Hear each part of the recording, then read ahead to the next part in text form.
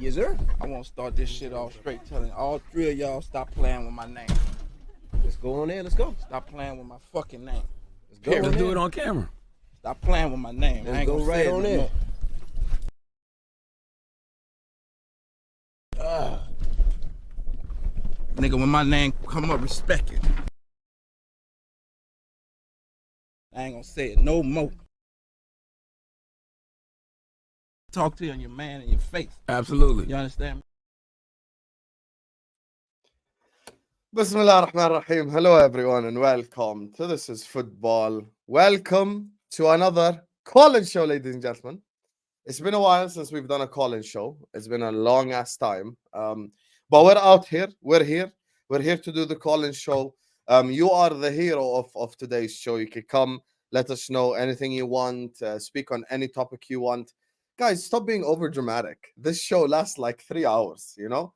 And I'm just 2 minutes late. That's it. It's not that deep. Anyway, before I get started, Bismillah ar-Rahman ar-Rahim. First of all, second of all, make sure you're all liking the video. Make sure you're all subscribing to This is Football if you're ready to do so. Every single person watching us right now or on the replay, make sure you're liking, make sure you're subscribing, keep getting involved in the chat. And before we explain the rules of the call-in, I just want to say publicly, thank you guys so much for your support on the channel. You guys have been absolutely elite. Yesterday's stream with Hamza was absolutely iconic. Hamza got roasted. Hamza got cooked. We got to 1K likes on that video as well. That video that the A-listers yesterday, episode 9, Hamza got roasted. He got absolutely violated. He got destroyed, and it's what we're here for to see. You know, it's beautiful. Hamza getting destroyed is something beautiful that we all love. Anyway, Habibis, slap the likes, subscribe to the channel if you're yet to do so. Big up everyone who sends in super chats. Big up everyone who shares. Big up everyone who subscribes. And as you guys know, usually in the call-in show, first 5-10 minutes, I just speak a little bit, and then I will drop the link. Now, I will say this once now, and I'll say this twice before I drop the link. Habibis, call-in shows, this is not meaning that you have to come give me your wedding monologue. Every person gets 5 minutes each. 5 minutes on the clock as soon as I add you to the stream. Any question, any topic, any debate, we out here. So, you know what it is? Who timed Staffy out? Oh, imagine, imagine. Anyway, thing is with today's topic that I thought we was talking about earlier on in the space is the Liverpool squad depth. Do I think Liverpool squad is good enough to win the league? Do I think Liverpool have enough options? Do I think Liverpool can do something in this league?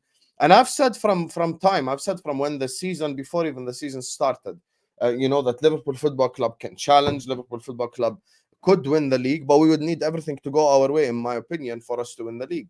And I'm just saying, when it comes to this conversation regarding the football club, how am I not modded? You unmodded me on your stream, so hold that.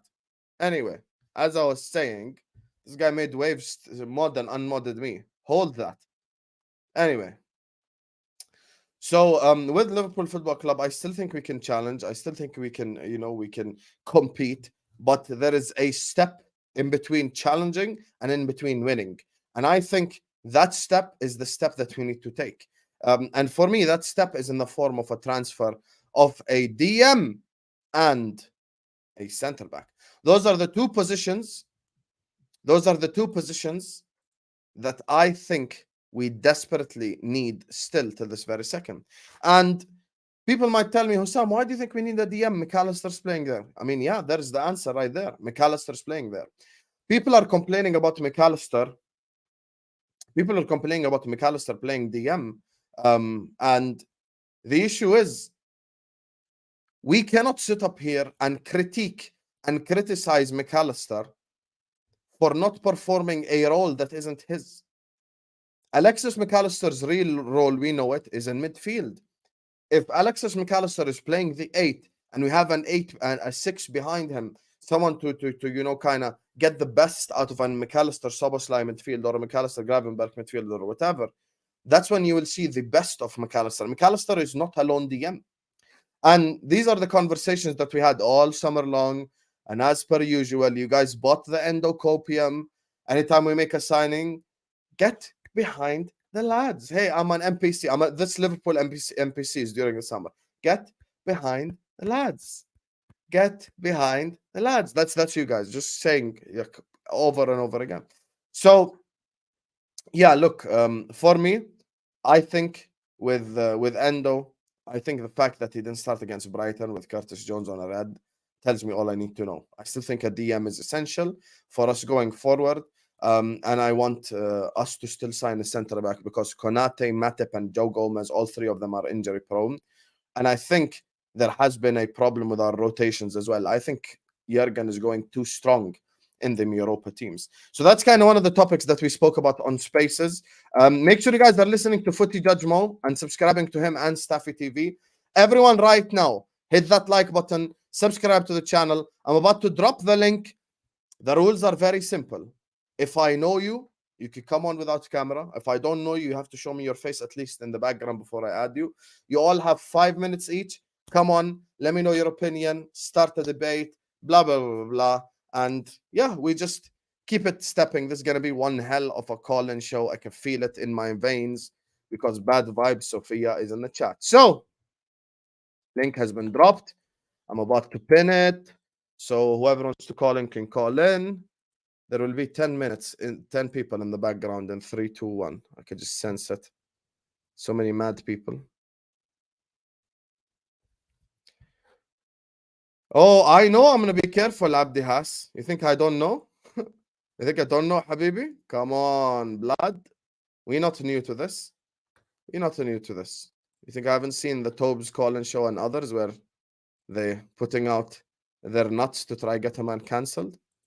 Anyway, our first caller of the day is a man like Abdullah. Mike Das is in the building. Cam, Sam, all the elites are here already. So, man like Abdullah, continue. السلام عليكم شلونك شلون صحتك؟ الحمد لله بخير. انت كيف حالك؟ الحمد لله شكر. How are you? I'm good, my brother. How are you doing? I'm good. Everything's good. Alhamdulillah. Yeah, about the title race, to be quite honest. Yeah, in my opinion, it's still between us two. I think we are favourites. But Arsenal getting carried away over one win in 8 years in the league. Congrats. One deflected goal. And their attack wasn't that good, to be quite honest. Their attack wasn't that good. It's their defence that bailed them out. I'm not even being salty. The best team won. They took their chance and they done it, whether it's a deflected goal or not. But I still fear you guys, in my opinion. No matter how bad whether your defense is leaking or not, or your midfield, I still think you are the main guys for me. Spurs having that special start like they had with Uncle Mo, I don't think it's something to take serious in my opinion. Great credit where it's due. But apart from that, I don't think it's you guys. It's you guys, no one else. Salford, Trafford, Stretford United. No, I'm not taking them seriously. With Eric Teabag, he's a fraud of a Dutchman because I'm half Dutch, and no matter what Dutch player or manager I advocate. Fair enough. I was born in Holland, yeah. So I moved here in 2006, yeah. So I've lived in the UK for 17 years. So, but yeah, that's why I kind of have a soft spot for any Dutch player. So let me ask you a question then, because clearly what you're saying here is Arsenal aren't in the title. No. That's what you're saying. Congratulations on beating us, but no, they're not consistent enough. You still don't believe they're in the title race? No. Come on. How come? So what's your thought process? After bottling it last season, that was their best chance. That was their best chance ever. They weren't like everyone. It's much more closer now. It's much more closer. Everyone's picking up points off each other. They're not. Look. I'm going to turn off my camera and I'll show you my AVI. Not that one. I'll change it. I'll show you my AVI. 1 second. So I'm going to add it. Here it is. There you go. I'm going to change it for a second and zoom in. How can I zoom in to your AVI? 1 second. You can. So the top one is 93 93%. The second one, they bottled it in 2023, bottled it in 03. They hold 4 of the 5 bottlings, yeah? 4 of the 5 bottlings, yeah? You're in there, but to be fair, you were 10 points ahead, 5 points ahead, but they hold 4 out of the 5 bottlings. Even in, actually no, majority of that table is dominated by Arsenal bottlings. You can even zoom in. It's mostly Arsenal. Mostly Arsenal. They bottled it in. So you don't think Arsenal's win? I'm not taking no. Listen, forget the graphic. Forget the graphic. Yeah. Come back. Let's talk about this. No, you don't think Arsenal I'm beating sorry, Manchester City is a sign for them going forward? No. They're burning out. Yeah, I can hear you. Go on. I don't know what happened. Yeah, my screen went blank. They're burning out Saka. He'll be retired by 25 at this rate. I'm not wishing injury. I don't want him to retire, but they're not looking after him. He's going to be burnt out because they don't have anyone else on the right hand side. Jesus has played there in and out over the years for other clubs. There's no evidence if he can be consistent along their striking attack with Shite Havertz and Nketiah. Nothing to be taken serious. Trossard's a baller, to be quite honest. It's not so, Mo. It's not so. It's just they're not as clinical. They're not as clinical. It's their defense that's bailing them out. Come on, let's be honest. Their defense has been better and their midfield. Their attack's been woeful.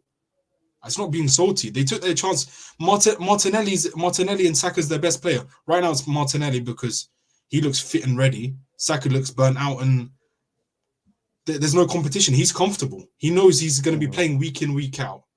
He needs to rest as well. And I don't unless they strengthen in January with getting the likes of Neto and getting another centre back. Because if they have a Gabriel injury or a Saliba injury again, it's not going to be good. So they're going to have to strengthen in January. At least another midfielder and at least another defender and a striker. Then if they get Ivan Toney and Neto, then yeah, there's solid top 2. But at this moment in time, it's between us two, in my opinion. Okay, fair enough. I hear what you're saying. And if you get Andre, it's between us two then. I completely disagree with you. I had Arsenal winning the league this season, and I stick by it. Is it because it's agenda driven, or because you can't do it? Then you just think it's. I don't think Arsenal are good enough, in my opinion. I don't think they're good enough. I mean, this is not agenda driven. I think they are good enough. I think they've strengthened this summer. I think they've gotten better this summer. I think the fact that they beat you at the Etihad as well is a strong indication. They locked up one of the strongest. It was at the Emirates. It was at the Emirates. Doesn't matter. They didn't beat you at the Emirates last season. Fair enough. So they beat you. They still beat you. I think they're good enough. I'm not going to sit up here and talk too much on Arsenal because they will tell me I'm twerking for Arsenal. Well, I'm not. I just think they're strong, and I think they've gotten better, and I think they're ready. This is their moment, and they have to take their moment because I don't think City are as strong as before. And there's a reason why. No, I agree. Yeah, no, we are. There's a reason why no club has ever done a 4-peat in England. Course, yeah. It's never happened. 3-peats have happened. 4-peats have never happened. I still think we're favourites, but apart from that, Rodri's back, and Rodri's back. We should be fine. I expect us to win our next 8 games until the new year. We're still favourites in my opinion. Nothing to worry about. Okay, big up to you, Abdullah. Thank you so much for joining me. I appreciate you. No, I appreciate you. See you, bro. So guys, chat. We have a dilemma on our hands because Mike Dash and Tom Little joined at the same time. So I have a suggestion to you guys. Or actually a question to you guys. Shall I add Mike Das first, Tom Little first, or shall I add them both together? You guys get to choose in the chat. So tell me Mike or Tom or both in the chat right now. Let me know which one is it. Is Mike even here, bro? Mike ain't even on the seat. Oh wow, Mike ain't even here. Wow. Wait, let me DM Mike. 1 second. Mike Das ain't even on the seat. You'll never, by the way, guess what the hell Mike Das is on Twitter. It's embarrassing. Anyway, I don't even think Mike's here. So let me add your favorite celebrity of course, joining us on a call-in show. Man like Thomas Little is in the building. How are you doing, Thomas, man? I'm good, mate. I'm good. How are you on this I'm fine good. Wednesday I'm good, night? brother. We don't normally do streams at this time. We're normally 11 o'clock. I feel energized. I've got some energy. It's only 9:30. You feel more energetic if we done earlier on show. That's cap, by the way, because you're more energetic on the late shows. And you're on mute. See, even your own mic is like I'm tapping. Everything's against me. No, I'm just energetic all the time, aren't I? Apart from, mind you, I'm probably more energetic when we lose. Them therapy sessions will boss. Anyway, I'm here because I have one question to ask you for some. Yes. Andre Trindade. Yes. What you saying, Injan? I mean, Andre is he the difference? Does he win us a league title? No, he doesn't. No, he doesn't. No 18-year-old, 19-year-old wins you a league title unless your name is Jude or Vinicius or one of them ones. And Andre isn't 18. He's 22. You get what I'm saying, like a youngster. So the guy is coming in from the Brazilian league, so it'll take him time to adapt. Klopp is not the type of manager to just like throw a player in the deep end anyway. That's number one. And number two, I don't think Andre will be the difference. I think a DM will be the difference for us. Yeah, but Andre is a DM. No, he's not. No, he's not. You know, he's more the Thiago replacement. Don't do this silly Twitter shit. You know, he's more of a Thiago replacement. I'm just saying. Do I think he's a lone six? I think what needs to be done is the idea of a DM needs to be addressed in this fan base, because when you say DM, you instantly get, is he Fabinho? No, he's not Fabinho. But he is a defensive midfielder. He's played as the deeper in a double pivot for Fluminense en route to this, title charge that they're doing it for the Libertadores or whatever it's called. He clearly fits the mold of the DM that we want to go for. In terms of he's not a destroyer. He's on the ball. He's got on the ball quality. I don't see why he can't be the difference. I really don't. Because So you're saying I'm gonna beat Manchester City to a league title by signing Andre? No, because Man City aren't. This is why selection likes you. You're edgy. Selection is Eddie himself. You're edgy. Because Eddie goes with Eddie. You know what selection DM'd me today? We have a stronger squad than City. Can you imagine? We don't, but their squad's going through more at the minute. Exactly. So that's what in reality, I'll say it as it is. I will say it as it is. Andre is not on his own the difference to beating a full-strength Manchester City to the title. But I don't think we're up against a full-strength Manchester City at this point. Arsenal can fuck off. I don't care about them. It's us against Man City. With the state City, Kevin De Bruyne has got to come back. We have no guarantees the shape he comes back in. Rodri, I think, is due an injury because he's played so much football over the past 3 years. So your logic is other players are going to get injured? Yes. My logic is we are going to get a bit of luck on our side in terms of that. And Andre will be good enough in this moment to be the difference. Do you want to know why I think it can work a little bit differently, though? Because I think bringing in Andre, in Jan, I reckon you could see a switch to a 4-2-3-1 type or a more traditional double pivot in a sense. Bear in mind, we still will have Trent inverting, but we've just spent 6 months with McAllister in that position. When you move him forwards, because I'm assuming the plan is going to be moving him forwards. When you move McAllister forwards, he's still going to operate in that role. Not as deep, but still in that role sort of thing. So then you'd have effectively what I imagine to be almost a diamond midfield. So you'd have Andre at the base, Trent on the right, McAllister on the left, Szoboszlai on the 10, Salah on the right, Diaz on the left, Nunez at the tip. You can't tell me that isn't Todd Bowley. Did you say 4-4-3? No. I said, right, yeah. So you're going to... Okay, Alisson in goal, Konate, Van Dijk, Robertson, Andre, Trent, McAllister, Szoboszlai, Salah, Diaz, Nunez. It's 3-4-3. But once again, so it depends how solid Andre is defensively. Bro, why are we all acting like we're Flamengo experts now? He's not. It's Fluminense, mate, not Flamengo. Yeah. Oh my God! You get what you see. This is the problem. This is the problem with you. You always respond to the less important stuff. Thank you, Waves. That's what I'm saying. He's just on that EAFC shit right now. No, actually, Andre isn't in EAFC 24. By the way, license. in EAFC, you play the same formation that you just described.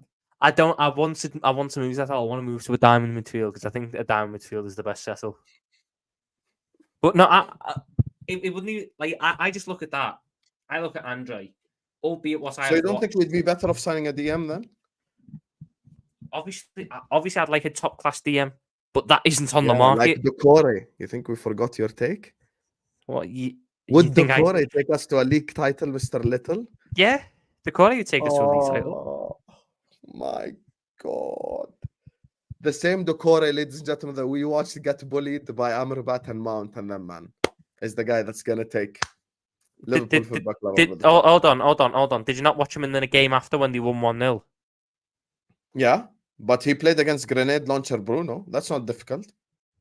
Right, so now we're right, okay, Grace. Yeah, sure. Okay, we're just gonna knock him down. Like That's the funniest moment on Twitter. So a comp, it's called the Grenade Launcher. It's the funniest thing I've ever seen. To be fair, that is a banging slander name. But do you know what it is? I look at it and I go, Palhinha would work, but I don't think Palhinha is the right buy. Obviously, in terms of what we know about Liverpool, I promise you I'm not. You did not watch any of last season for me to think I'm Thai. Promise you I'm not. You look at how we've played that DM for years. A Palhinha or a Decore is a more natural fit. But I think this is the evolution. I think this is where we're moving to. I think we are moving to a more ball-centric midfield. Because you got to bear in mind, in the past, our midfield was great launches. Well, to say it's working, it's been, 10 games? I've liked a lot of what I've seen. Is it fully... And you've hated also a lot of what you've seen. I've hated the fact that we're playing McAllister out of position, but that is about the only thing I've hated. I've liked Curtis Jones's performances. I've liked Dominic Soboslai's performances. I've really liked Ryan Gravenberch. I didn't think he was as good as he was. He's really surprised me. McAllister playing out of position is the annoyance. Hopefully he moves into midfield, like further up. Then you're loving life, because that's where you actually bought him for. I can't wait to see Bajcetic back in the midfield. If Thiago was alive somewhere, we go get him back, tell him he's got a contract to play for the football club for another year, and then get him on the football pitch for his 5 games. You're loving that. I look at it. Let me ask you a question before I let you go. Let me ask you a question now, because we have to get to the brain of Tom Little. I know how to deal with you. So now, was I right about Europa League rotations then? Should we just go full strength in the Prem? Because if you believe that we can win the league, then it means we should go full strength in the league and just absolutely like Doak, Elliott, Jones in the Europa. I don't know why. I don't think you're able to tell that yet. Because on the face of things, yes, it looks like we've went a bit strong in certain games. I agree on that front. Especially the Union game, starting Salah. No one thought Salah would be starting until the later round sort of thing. Yes. But he's played against Lask and against Union. Yeah. I wouldn't. I was expecting them to, I wasn't gonna lie and say I expected him to play in the Europa League group stage. I thought he was gonna not even travel for most of them games. But unless it comes back to bite us, i.e., injuries, then it's not wrong. If anything, it's a good thing because it's a chance to get more legs, get more sharpness. I understand the concerns, but until the concerns are realised, there's nothing wrong with it at this moment. Do I think it could be an issue? Maybe it could be. But I also agree with the notion of what he's doing now in terms of starting the big players, because I would much rather start the big players and then take them off when the game is secure than start the weak ones, have to bring the big players on, and then they have to run harder, put in more effort to try and save a game, which wouldn't have needed to be saved if they just started and played at 50%. It's why he's a top manager, Jurgen. He's going to know how to deal with this. But in the same breath, I think the rotation so far have been decent. We've seen Quanta get a chance in the competition. We've seen Bajcetic get his first minutes back from the injury. Doak has played. You know, a lot of the youngsters, Harvey Elliott's played, Gravenberch has played. A lot of the fringe players and the youngsters have got their minutes in this tournament. The one part I will agree with you on, the one part that we will both be in agreement on, against Union, there was zero fucking need for Soboslai to come on. Zero Yes. need. Yes. That's the only bad thing in terms of rotation he's done so far this tournament. It was 15 minutes. Just let him stay on the bench. It is what it is. He's fine. You can chill. You can relax. Okay. Big up to you, Tom. Spoken for 6 minutes instead of 5, as per usual. Can never stop speaking. This is the channel, Tom Little's channel, because he is my recruit. You all know he's my Project Mbappe. So make sure you go subscribe to Tom Little on YouTube, my brother. Right there. Hit subscribe button on. I've got a stream later on tonight about Andre. We're going to actually properly delve into it to see how he could work at Liverpool. Wait, I thought you were going to do a FIFA stream. Or did you do one this morning? That's tomorrow. Oh, that's tomorrow. Okay, fair enough. I like watching you play FIFA because you suck at it. But anyway, wow. By the way, can I give you a request? Honestly, something that pissed me off when I watched back your FIFA stream. Why don't you ever show the standings? You show the GA, but you didn't show the standings. You need to show the standings after every game. Like show after every game. Yeah, show us the table. We want to see where the teams are. Like okay, for real. Fine. I'll take that request right there. We need to see the standings right there. Right. Okay. Anyway, I'll take that request on board. Staffy is challenging. Are you taking that challenge? I'll challenge you. I'll do it right now. Right now, I'll do it. I'm not worried about Staffy. But we're doing it on Ultimate Team. We doing it on friendlies. I'll rock up with Endo. Watch me. I don't know if this is a moment to just like add Staffy right now. I'll do it right now. Okay, fair enough. I think he'll probably be. He's asking to be added to the stream. So here, say it to his face. Yalla. I didn't even plan on doing that until you talked about FIFA. But yeah, we can run a game. I wouldn't mind. I wouldn't mind slapping you. And like, you know, my team can't do it in real life, but I'll do it to your team on EAFC. Right. So we can do that, Tom. I'll recreate the 7-0. I'm fine with recreating the 7-0.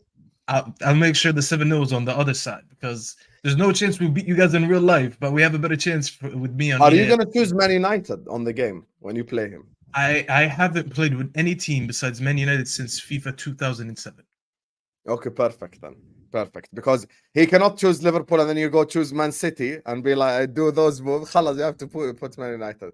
Do it on a stream. Both of you stream it on your we own can channel. do that. We'll sort something else. Staffy versus Tom. I'd watch that. This isn't just a call. This is a call for anyone. I will play any single person I've ever been on a show with on FIFA. Guarantee you. I'll bash them. Tom. Listen, don't mistake me for some American that doesn't know how to play FIFA. Listen, they tell me I don't know ball when I talk on YouTube, but I definitely know how to play FIFA. I've been playing FIFA since football, not soccer, Tom. Basically, since I think Tom, you weren't even born when I started playing FIFA. That's how long it's been, you know. So I definitely have all the smoke for you. But listen, maybe we'll organize that to the people in the comments. People saying stuff is forcing beef with Tom. I didn't know that playing a video game with someone is beef. It's definitely not beef. I just want to play the guy. But we'll definitely get something cooking, man. You know, I think it would be nice. Be in the works. 100%. Give it a work. And speaking of getting something cooking, make sure to go subscribe to Tom Little's channel, as I put it in the chat as well. Go subscribe to his channel. Big up to you, Tom. Staffy, you're after the next guy, so we're just gonna do a quick substitution. So big up to you, Tom Little. I'm gonna go back to the locker room. So I'm coming back out. Yes. Big up, just Tom. get yourself a I just wanted to say real quick. 1 second before I go, I just wanted to say it's an honor. It's quite an honor to be on This Is Football and share a few words with the best Liverpool fan out there, as well as Hassan being here. It's an honor you, Hassan, to be here as well. But, you know, it was a great moment between me and Tom Little. Hassan, you were just here because it's your channel, but big up, man, big up. I'm going to go back to the locker room now. Get fucked, both of you. I'm tired of both of you. Anyway, make sure to go subscribe to Tom Little. So anyway, next on the call in order is Mike, and then it's Staffy. So, of course, joining us on the channel is the man with the favorite mustache on This Is Football. By far the best mustache. By far my favorite call-in guy on halftime show. Big up to you, Tom, man. Make sure to subscribe to Tom Little with a 1 on YouTube, Twitter, Insta, the works. So Man like Mike is in the building. How you doing, Mike, man? I'm good, but you can't do Albert like that, bro. Albert's the king of halftime. All right, I'm just like I'm a lonely peasant. Albert is everyone who's there is there for Albert. Okay, I'm like the side piece. You know what I mean? But before I get into anything, I just want to say, Tom or Staffy, I will literally wipe both of you with the floor. I've been Division 1 since FIFA 11. Okay, I will fucking destroy anyone in this 340 people. I will wipe anyone in FIFA, and that's an open challenge. But either way, before I get into Liverpool, just really quick, I need to just make a few points about the rest of the league, and then we can talk shop. Because first and foremost, on your space the other day, people were talking about Hazard and Salah, and I couldn't get a fucking word in. Eden Hazard is retiring at the age of 32. There is no argument because of his technical ability. He's 32 years old. Salah will be in his prime at 32 years old. Eden Hazard is on a boat, smoking cigars, 30 pounds overweight, eating kimchi. Okay? Like, the man is done playing football. There is no argument. In his prime, in Salah's prime, we're talking about years over months. So it's an idiotic argument. Arsenal, yet to prove anything in this league so far in this season. I think it's too early. Personally, I think that none of the big six clubs should face each other until like December. I think that the Premier League should change the scheduling, and they should make it so that all of these games that really matter are further in the season, because 8 games in, this isn't enough. Like, City are depleted. We know that they're not who they used to be, but we can't take anything away from that game other than the fact that Arsenal won, and that's 3 points to Arsenal. I don't think that there's any long-term implications that we can kind of talk about because of how early. But I do. See, this is where I disagree with you and Tom and the people who have that mindset. And I'll just tell you why. The reason why I disagree with that is the fact is they've lost to City like 13 times in a row. So them beating them is a mental hurdle. I'll give you an example. Use us as an example. We had a bad mental hurdle at Old Trafford. It only went away when we beat them 5-0. So you have to get over the hump. That's the reality. No, I'm not trying to take the points away from them. I'm just saying I'm not making it into the biggest deal in the world. Like, congrats to them, big up to them. They deserve their flowers. But City are a dragon, and it doesn't take 1 hour to kill them. I think that Tottenham, like you said, they haven't played anybody, and there are no proven wins there. You cannot count Liverpool because of the referee disgrace, and you can't count United because United's shit. They had a 2-2 draw to Arsenal, and honestly, I think that they really could have won that game. So props to them. I'm not saying that they're bad. I'm just saying that more needs to be proven from Arsenal. Same thing with Chelsea.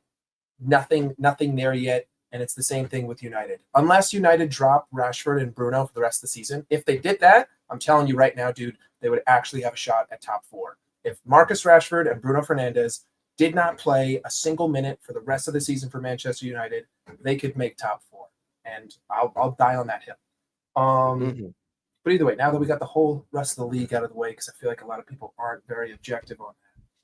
When it comes to Liverpool, yes. First thing I'm going to say, the Europa League rotation. I would personally rather go hard for the first 4 games, get to 12 points.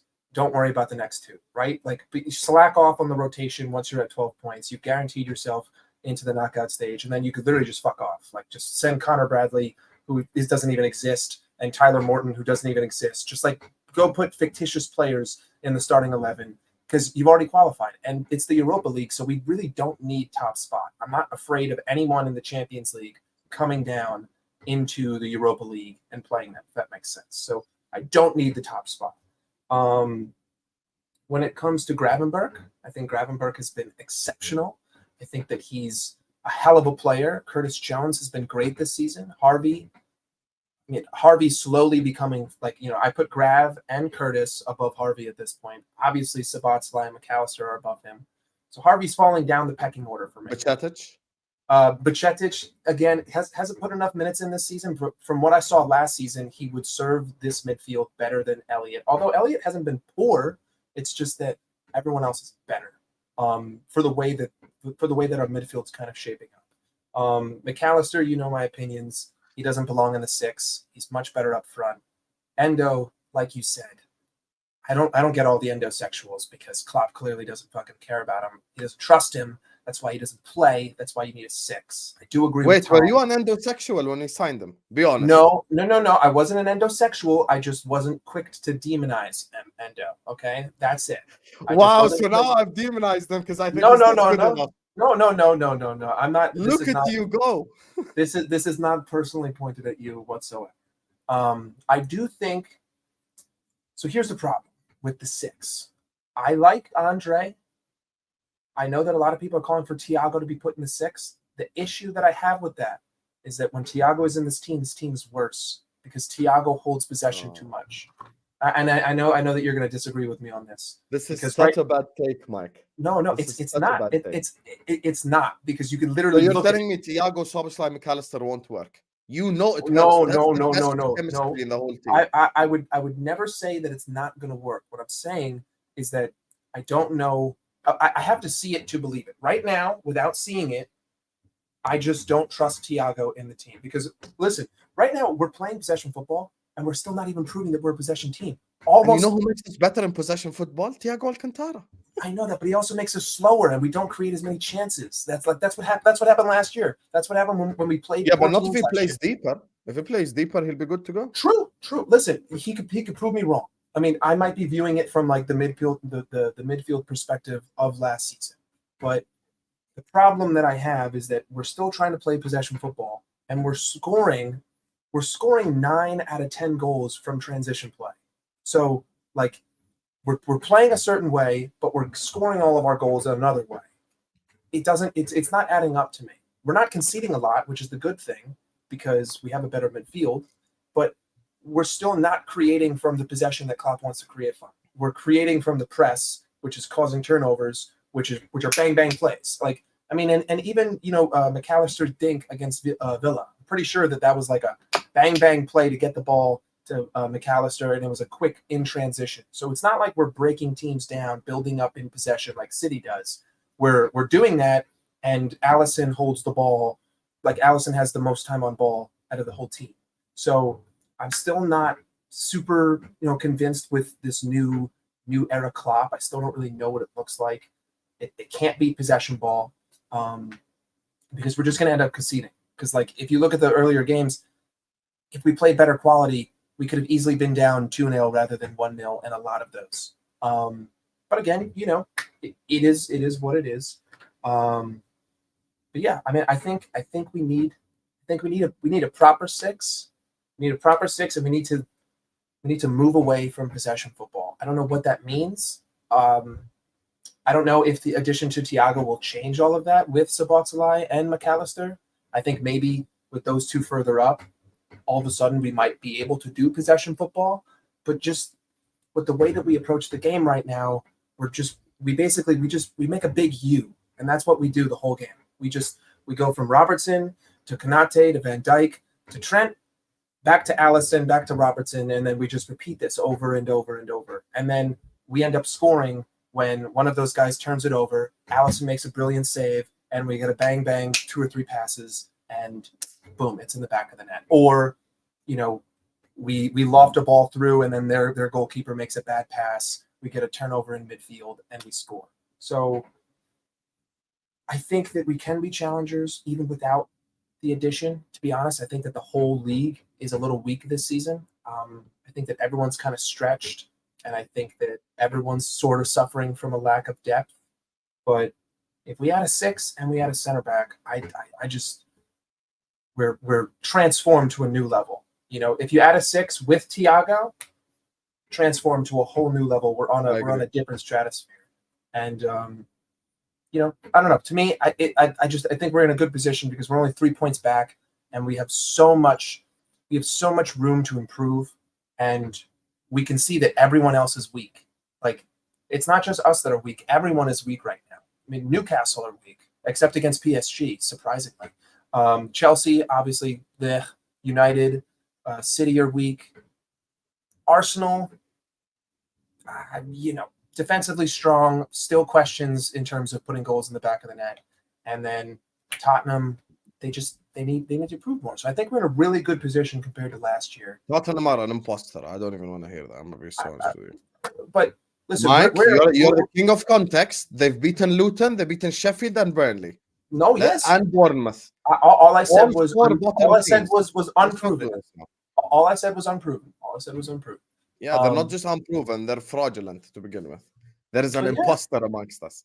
But anyway, big up to you, Mike. Yeah, I got you. I think I agree with a lot of what you say. You know that already. I think I'm so glad we agree on the DM and centre back point because I completely agree with that. I still think to do what Klopp wants to do, we need a DM. There is no bypassing this idea that, oh my God, it'll work without the DM and blah blah blah.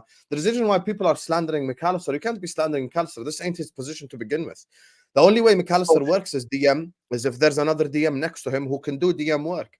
That's where Thiago comes in. Because I think Thiago, if you remember last season, he actually had more duels than anyone in midfield.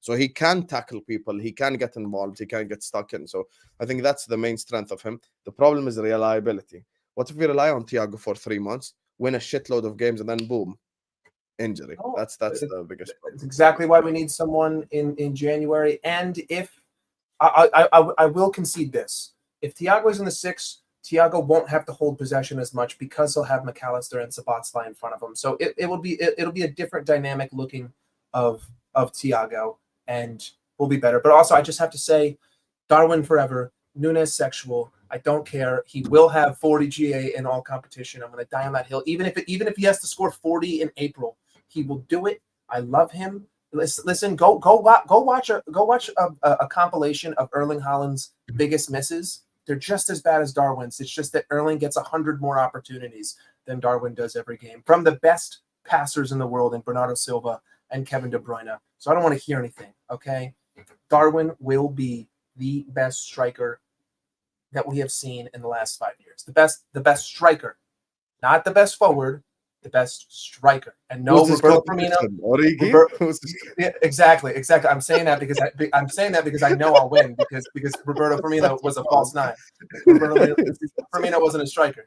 He's so like striker because Firmino was false 9. You're the biggest fraud. Fraud. Exactly. If Nunez delivers, I'll be the first guy to apologize. But you know what it says? Big up to you, Mike. Thanks so much for joining us. Big up to you. Darwin forever, baby. Darwin forever. Big up to everyone in the chat. The order, guys, in the background, I see you guys waiting. The order is in the private chat. That's the order of the people who joined. So we're just going to add you in order. Before we do that, big up to Steve, who sends in an empty super chat. Big up to you, Strasbourg Steve. One of my favorite call-in show guys, actually, but I'm surprised he hasn't called in today. But big up to you, Steve. Thank you for the super chat. Big up to Cave, who says, my brother Sam, you're lucky I'm at the gym. If I knew there was going to be a call-in show in advance, I would come on and have a full-blown Robo debate. Well, if only Robertson could have full-blown, clearing headers, we would have 3 points against Brighton instead of 1. When you jump and you turn your back to a cross, so he can hold that respectfully, and you can hold that, Mr. Robosexual. Anyway, joining us now next is the man that challenged Tom Little, General Lieutenant, man like Staffy. How you doing, Staffy, man? I was actually thinking about it. How do I get called the lieutenant and the general of This Is Football? I'm not even modded here. Like, something is wrong with the system. You remove me from mod. You can use that. You remove me from mod. No. Listen. This is the manipulation. You made Waves mod. Yeah, because Waves does own a channel that I've been on for about 5 months and didn't mod me. My channel is only about 2 months old. So where was the modding the first 3 months? Yeah, you better start sipping on that drink because you have nothing to say. Absolute fraud. But listen, man, big up to everyone who's watching. Make sure you're hitting that like button. Make sure you're subscribing if you're new.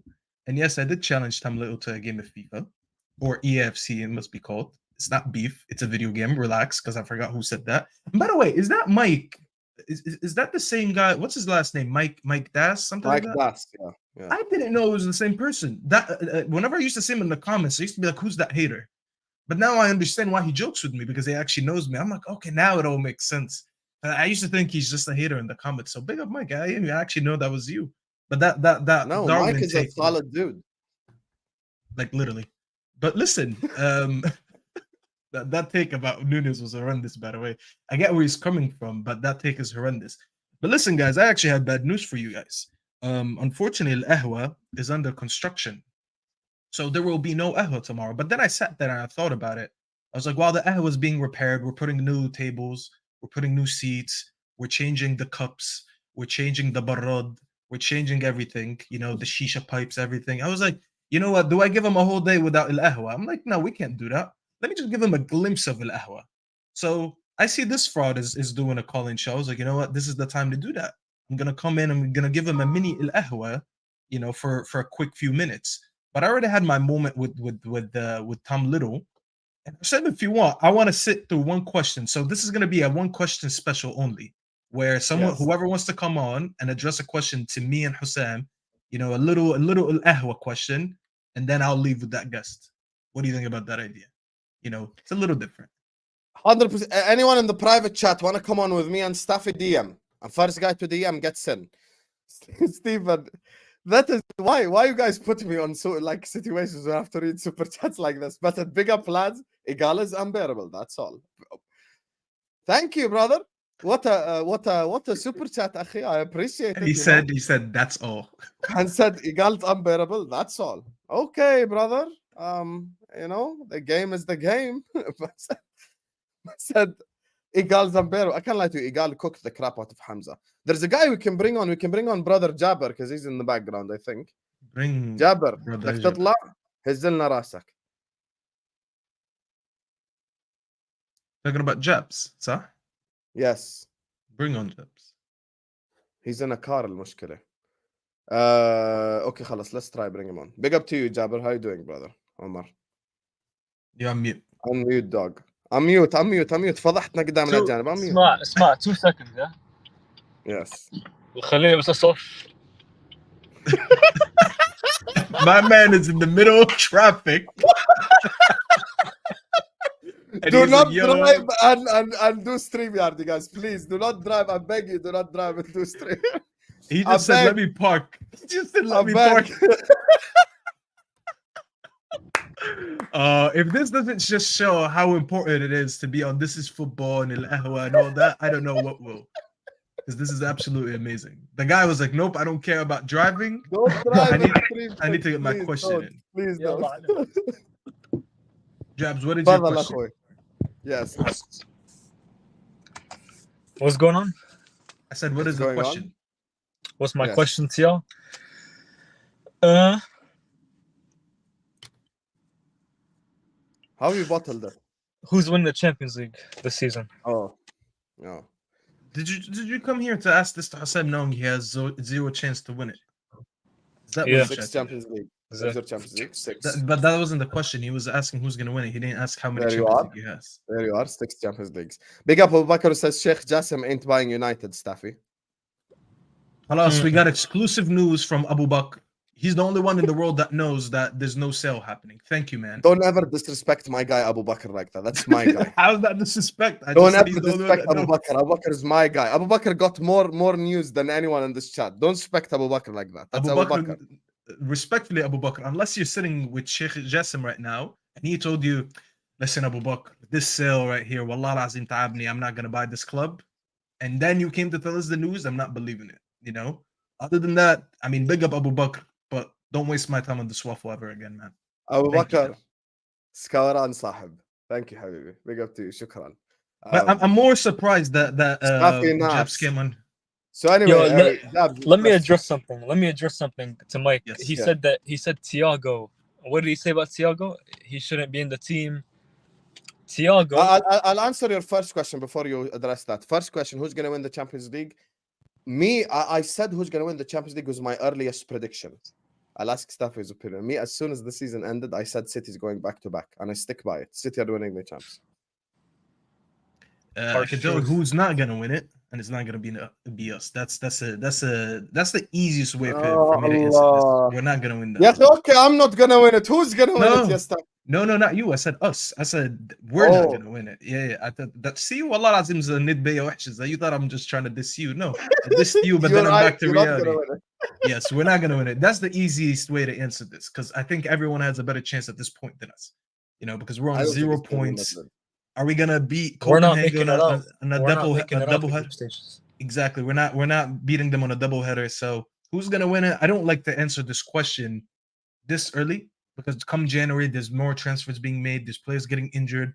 There's players coming in, players coming out. You never know what's gonna happen. But I mean, like Hussam said, City are the favorites still. They have the experience. They do play better football. They're gonna get De Bruyne back at some point. So it's only logical to put them as the favorite again. But will they win it? I mean, circumstances might change in a couple months, you know. I think that's the fairest way to answer it. Fair enough. We have a couple of questions for you as well from the chat. Yo, Staffy, who in your eyes should win Ballon d'Or? You better run this correct. It has to be Messi. Yes! Has to be. Leo, let's go. Listen, I understand why people don't want him to win it. And I used to be like, you know what? I kind of get what they're coming from. Haaland is about to win the treble, and he did eventually win the treble, scored all these goals. But bro, when you look at big moments, there's no big moments. No big game goals. Yes, people are gonna be like, yeah, Staffy, but he scored the hat trick on your team. Okay, take that game away. Name to me any goals he had in the final, semi-final. There's no big moments. In all of them. He flopped in all the cup finals. 0 XG against Arsenal. Had no goals against. Who's the other big team that they played? He scored against Arsenal. He scored against Arsenal away. No, I'm talking about the game that just ended. Who just said that? I said it. شوفتك بتخليني بدي ادخن سيجاره، ما بعرفش ليش مخي رابطك بالسجاير. Why? What did I do? I don't know why. I just feel like I stress you that much. That's weird. I just felt like it. I'm gonna be honest with you. I'm glad you say Messi. So, Jabs, who would you say should win it then? Messi. Kafu. 100%. Haaland. See, this is one thing. Listen, unpopular opinion. Haaland should never win the Ballon d'Or. He should never win the Ballon d'Or. You can give him golden. You can give him golden boots, golden shisha. You can give him whatever you want. He's golden shisha is crazy. He should never win the Ballon d'Or. He'll never be a good footballer. He could be a good striker. He can't be a good footballer. He should never. Someone with a bad first touch can never win Ballon d'Or. Someone with a first touch that he has to chase. He will never reach a level, and I'm sorry if this is gonna piss off people. He will never reach a level where he's the best player in the world. He might have the best season because he's gonna probably score like a freakish amount of goals, and you'll give him the Ballon d'Or based on that. But other than that, I don't think he's ever gonna be that player we're gonna look at who's gonna pick up the ball and dribble and create his own shot. And when he's not getting the goals, he can get the assist, or he can like be threatening. You've seen him last game when he can't get the goals. The guy did nothing. You know, and he has had a few of these. You know, the fact that his team won a treble and he's not getting goals. You know, by the way, we're not even asking much of him. Just take the ball, try a shot from far, do something, not just sit there, just watch Saliba pocket. Yeah. Like the fact that we're sitting here and we're thinking about ways to unlock him just shows you, because when you're the best player in the world, you don't need someone to unlock you. You know what I'm saying? Yes, you do need Kevin De Bruyne. 100% Kevin De Bruyne is a great player. But you shouldn't be struggling that much with that. Did I see Tim Hortons behind you? Is there a Tim Hortons behind you, Jabs? Tim Hortons? No. Someone said that in the comments. Lauren, what the hell are you watching? I think these people memorize a few names and they just say it. Tim Hortons. Lauren is actually from Canadian, so Tim Hortons is like her life. You know? So that's the difference. And she's not a catfish, we confirmed. She plays hockey. For me, I'm saying AC Milan will win the UEFA Champions League. That's such a bad take, Steve. That is such a bad take. That is worse. I'm disappointed. Than any. How are you swearing on your life? The guy's in here. But like, Steve is a can you check if Serie A Tim sexual. Hortons? It's annoying me now. Can you check? There's She's no saying, Tim I swear on my life. Maybe when you were driving? No, where there's is no it? Like, look left, right. Look to your right. I looked left, right. Down, I'm guessing himself. Okay, I guess before we go, we're gonna ask Jabs a question, and not no more Tim Hortons. We're gonna ask you a question, and this is a selfish question. This is not gonna be a footballing question. What is the best show on YouTube? Best show on YouTube? If it's not Al Ahwa. Al Ahwa. There you go. Al Ahwa. You guys heard it here first. Great. You heard it here. Show. Actually, Al Ahwa are A-listers. I mean, A-listers yesterday, I'm not gonna lie, was probably the most elite show that was on. Yeah, elite chat, show. let us elite know, show. A-listers or Ahwa. Get involved in the chat. شو رأيك انت؟ كن I صريح. qualify. Don't let stuff bully you. I qualify. I'm about shows. I'm a win-win situation, anyways. Pick either one. I'll say Al Ahwa because I qualify for it. Fair enough. Look at this guy. You know? Corrupt. Fair enough. He's corrupt like Judge Mo. This is why you don't put too many Arabs in one panel together. We replaced Mo with corrupt Jabs. That's his new name. Corrupt jabs. Spam that in the comments. Corrupt jabs. Corrupt jabs. But listen, man, I don't want to take up too much time. I know there's other people that want to come in and talk. Big up for having me, bro. Guys, smash that like button, subscribe. And by the way, when Hussam, inshallah, is done with this stream, I have a debate coming on. I'm going to have a couple wafflers on my show. So make sure you guys, when you finish Who's here... on the panel? Should I let it? Okay. Well, when I say waffler, does Jacob come to mind? There you go. See, I didn't even get this. I knew it. Knew it. Look Knew at him. it. He's in the comments. He's so I upset. knew it was Jacob as soon as you said it. You said He is a waffler. waffler, First name in my head was Jacob. Bro, wallahi, I'm not even kidding you, bro. I went to IHOP last night with a couple of friends. The one that I told you guys that's 24/7. And I sat there, and the first people I You thought saw of, Jacob wallahi, playing the guitar? bro, I just thought of Jacob. I just thought of Jacob, and I thought of TJ Warren. And I'm like, you know what, bro? These two wafflers could do a great show tomorrow.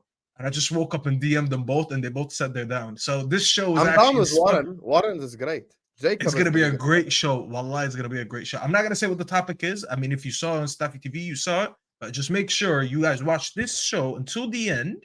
And then, inshallah, when that's done, you're going to come to my channel anyways because Hussam is redirecting. So make sure you sit through this one. And speaking of his channel, Habib, big up to Staffy for the call-in. Big up to my guy Jabs as well for coming on alongside Staffy. For the 100th time, you guys, you know, sometimes people don't get it.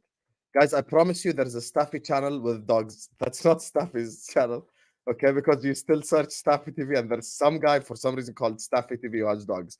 This is his channel right now. I'm about to post it in the chat. Make sure to go subscribe to his channel as well. Great content creator. And you will see me on his channel, inshallah, at 12 a.m. midnight time. So big up to you, Staffy. Big up to you, Jabs. You can go back to driving. Do not stream and drive, ladies and gentlemen. If we get the Tim Hortons, can you tell us in the chat as well? Like first Tim Hortons you find on your way. So love, babies. Thank you both for joining us. Appreciate you. Love. See you guys later. Next up, guys, once again, the order is in the private chat. Cam is next. Cam, I just need to confirm it's you, Mr. Starboy. Can you confirm it's you?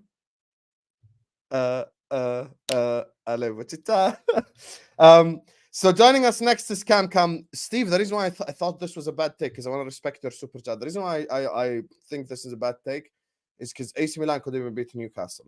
AC Milan are not in a good place right now to win the Champions League. This ain't elite AC Milan. This ain't Kaká, Crespo, and these guys. That's the thing. So, man like Cam is here, the star boy. My guy. Yes, How sir. you doing, Cam? It's been a long ass time, man. Man, it's been way too long. And I cut off my hair, by the way. So you know what I'm saying? I'm not Starboy anymore. So disappointed. But yeah, you know what I'm saying? I just wanted to talk about a few things. Mainly, I'm gonna have a little bit of a smoke for our fan base today. I'm not gonna lie. I've seen like a lot of conversations like after that Brighton game that I just genuinely did not understand like at all. Like the we should have took the Saudi money for Lucho and stuff like that. Like I genuinely can't wrap my head around that. For me, he's comfortably been the third best attacker. Am I wrong in saying that this season? And I think the only two people above him, the only reason why they're above him is because they're literally unplayable, Nunez and Salah. Other than that, I think he's been one of our mainstays in the attack. I don't agree with this notion that he's been poor all season and he needs dropping and stuff like that. I genuinely don't understand that. I don't think he's been poor all season, but okay. His last two games, I wouldn't say. I don't even think he was poor against Tottenham. I genuinely don't. I thought he was actually pretty good. I just think that the circumstances around the game. He play against Union? Oh, but it's a Europa League game. I don't really care about that. You know what I'm saying? You can drop a stinker in there. We win 2-0. I don't like that. Doesn't really bother me that much. I just and the Nunez thing for me too. Like even this season, even with how good he's been playing, if Nunez misses one chance, Twitter goes ablaze. I've never seen it before. I've never seen people expect a striker to have 100% conversion rate. That does not happen. That's not like real. You know, like Erling Haaland has missed more chances than Nunez probably this season, and he's not getting anywhere near the same level of stick. I personally don't understand it. And another person that we got to talk about is the man who's low-key becoming a myth at Liverpool Football Club, and that's Thiago Alcantara. I can understand being a little bit annoyed at the injuries and never really getting to see him play, But it's not like he's going outside and like kneecapping himself and being like, "Oh, ha ha ha! I'm just gonna take all Liverpool's money and never play." Like he's not doing it on purpose. And like the notion that my guy Mike had that we're a better team without Thiago, I just it's starting to blow my mind now. Thiago is still, in my opinion, the best midfielder we can field at Liverpool Football Club right now. I think Szoboszlai has the potential to overtake that, and I think he could potentially this season. But I still think, in terms of right now, as far as midfield ability, Thiago Alcantara is our best midfielder still. We just haven't seen him for a while, so I can understand being a little bit of annoyed. But after the Brighton game, I was hearing, "Oh, the season's over, the title race is over. There's no point. Why are we even out there?" It's just like Man City also dropped points to Brighton away last season, and they went on to win the league. Like Brighton away is a very tough place to go to. We didn't go Burnley away. We didn't lose at Molyneux or Crystal Palace. Brighton are comfortably going to be in the Europa League spots this year, in my opinion, if they continue on this trajectory. So like this idea that we can't drop points anywhere, like we're generally not going to win every game. And especially in this transition, we're still in a transition, even though like we have hopes of challenging for the league and stuff. In my opinion, we're still in a transition. We still have to figure out what our best 11 is. There's still a lot of things. There's still a lot of questions to be answered. So I just feel like people are just going a little bit too far right now. Like it's only been 8 games. Like we need to chill for sure. I agree with you. I don't think the Brighton draw was the worst thing to happen like in history or something. Like it's not the end of the world, but at the same time, it's the way for me. The fact that Robertson turned his back to a cross. See, but like that was an individual mistake. That's like obviously like that's not going to happen Yeah, again. but that's a bravery mistake, though. That's not a football mistake. Yeah, facts. But like you're not brave enough to just header a ball out. That's one where the next day they go into the film room and he's like, "Robbo, what the hell were you doing here?" And he's like, "Look, man, I don't know what was going on. It's not going to happen again." Like you can chalk that up to individual mistakes leading to goals. Although it's very annoying, I can kind of almost justify because it's like, you know what, it's not going to happen again. You know what I'm saying? Like I highly doubt that we're going to concede a goal with Robertson jumping out of the way of the ball like again this season. You know what I'm saying? Like Brighton away, like you just toss it up to the game, in my opinion. You know what I'm saying? Like I still think that this team is easily good enough to go on and challenge for the league, not win it, but challenge for it for sure. And I know you're not beating the Turker for Arsenal allegations this season, but you said you think they got better. I don't agree with that. I think that they have a better squad than us. We have a better starting 11. I still don't even know if I agree with that, if I'm going to be honest. If you factor in injury proneness, experience, stuff that matter in I think our attack depth is better. They can bring on Jorginho, we bring on Endo. Our attack is stronger. We can bring on Gakpo. We can bring on Jota. We brought on Trent. Like we have so many options we could bring on. You know what I'm saying? Like, I'm not talking about attack. Our attack is already the most lethal and the strongest depth, in my opinion. The rest of the positions are the problem. Midfield, defense, no right backup. Center backs injury prone. Right back up. He's been unreal this season. Recorded of you don't rate him. Midfield. Simicast, that's a tough Endo, Bacetic kid. Okay. Elliott kid. Jones kid. Let's sit out on Endo, man. You know what I'm saying? Like I don't know. Here we go. Endosexual is here. No, not an endosexual. Because like I just don't understand like how people can have such a strong opinion on him already. Like I just, you know what I'm saying? Shit? He's shit. Yeah, I don't agree. I don't agree with that at all. But like, based on what do you not agree? 45 good minutes against Leicester? No, okay. Like, Klopp has said like he's a player that needs time, and I'm willing to give him time. You know what I'm saying? Like, I just don't expect every single person, especially a 30-year-old Japanese midfielder who's playing the Bundesliga most of his career, to just come in and be, the Fabinho regen. I just, you know what I'm saying? Like, I'm kind of I don't really care that much. It was like a 16 million pound transfer, and if he ends up being just a squad player that comes on in cup games and stuff like that, like I don't think that's the end of the world. But only because the DM market was so shit this year. Like I think people are also forgetting that. Like we tried. It wasn't like we didn't try to do something. We actively did. It was just terrible. And people are like, "Oh, but what about the Lavia thing?" Lavia has not played this season. He's been injured, so we'd still be in the same predicament. We'd still have the same problem right now. You know what I'm saying? So like, I don't know.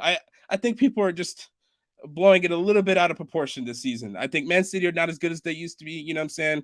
They just fielded a midfield of Mateo Kovacic, Rico Lewis, and Bernardo Silva against Arsenal. You know what I'm saying? Like that, we can go toe to toe with that easily. We have people like Gravenberch coming off the bench, who looks amazing, by the way.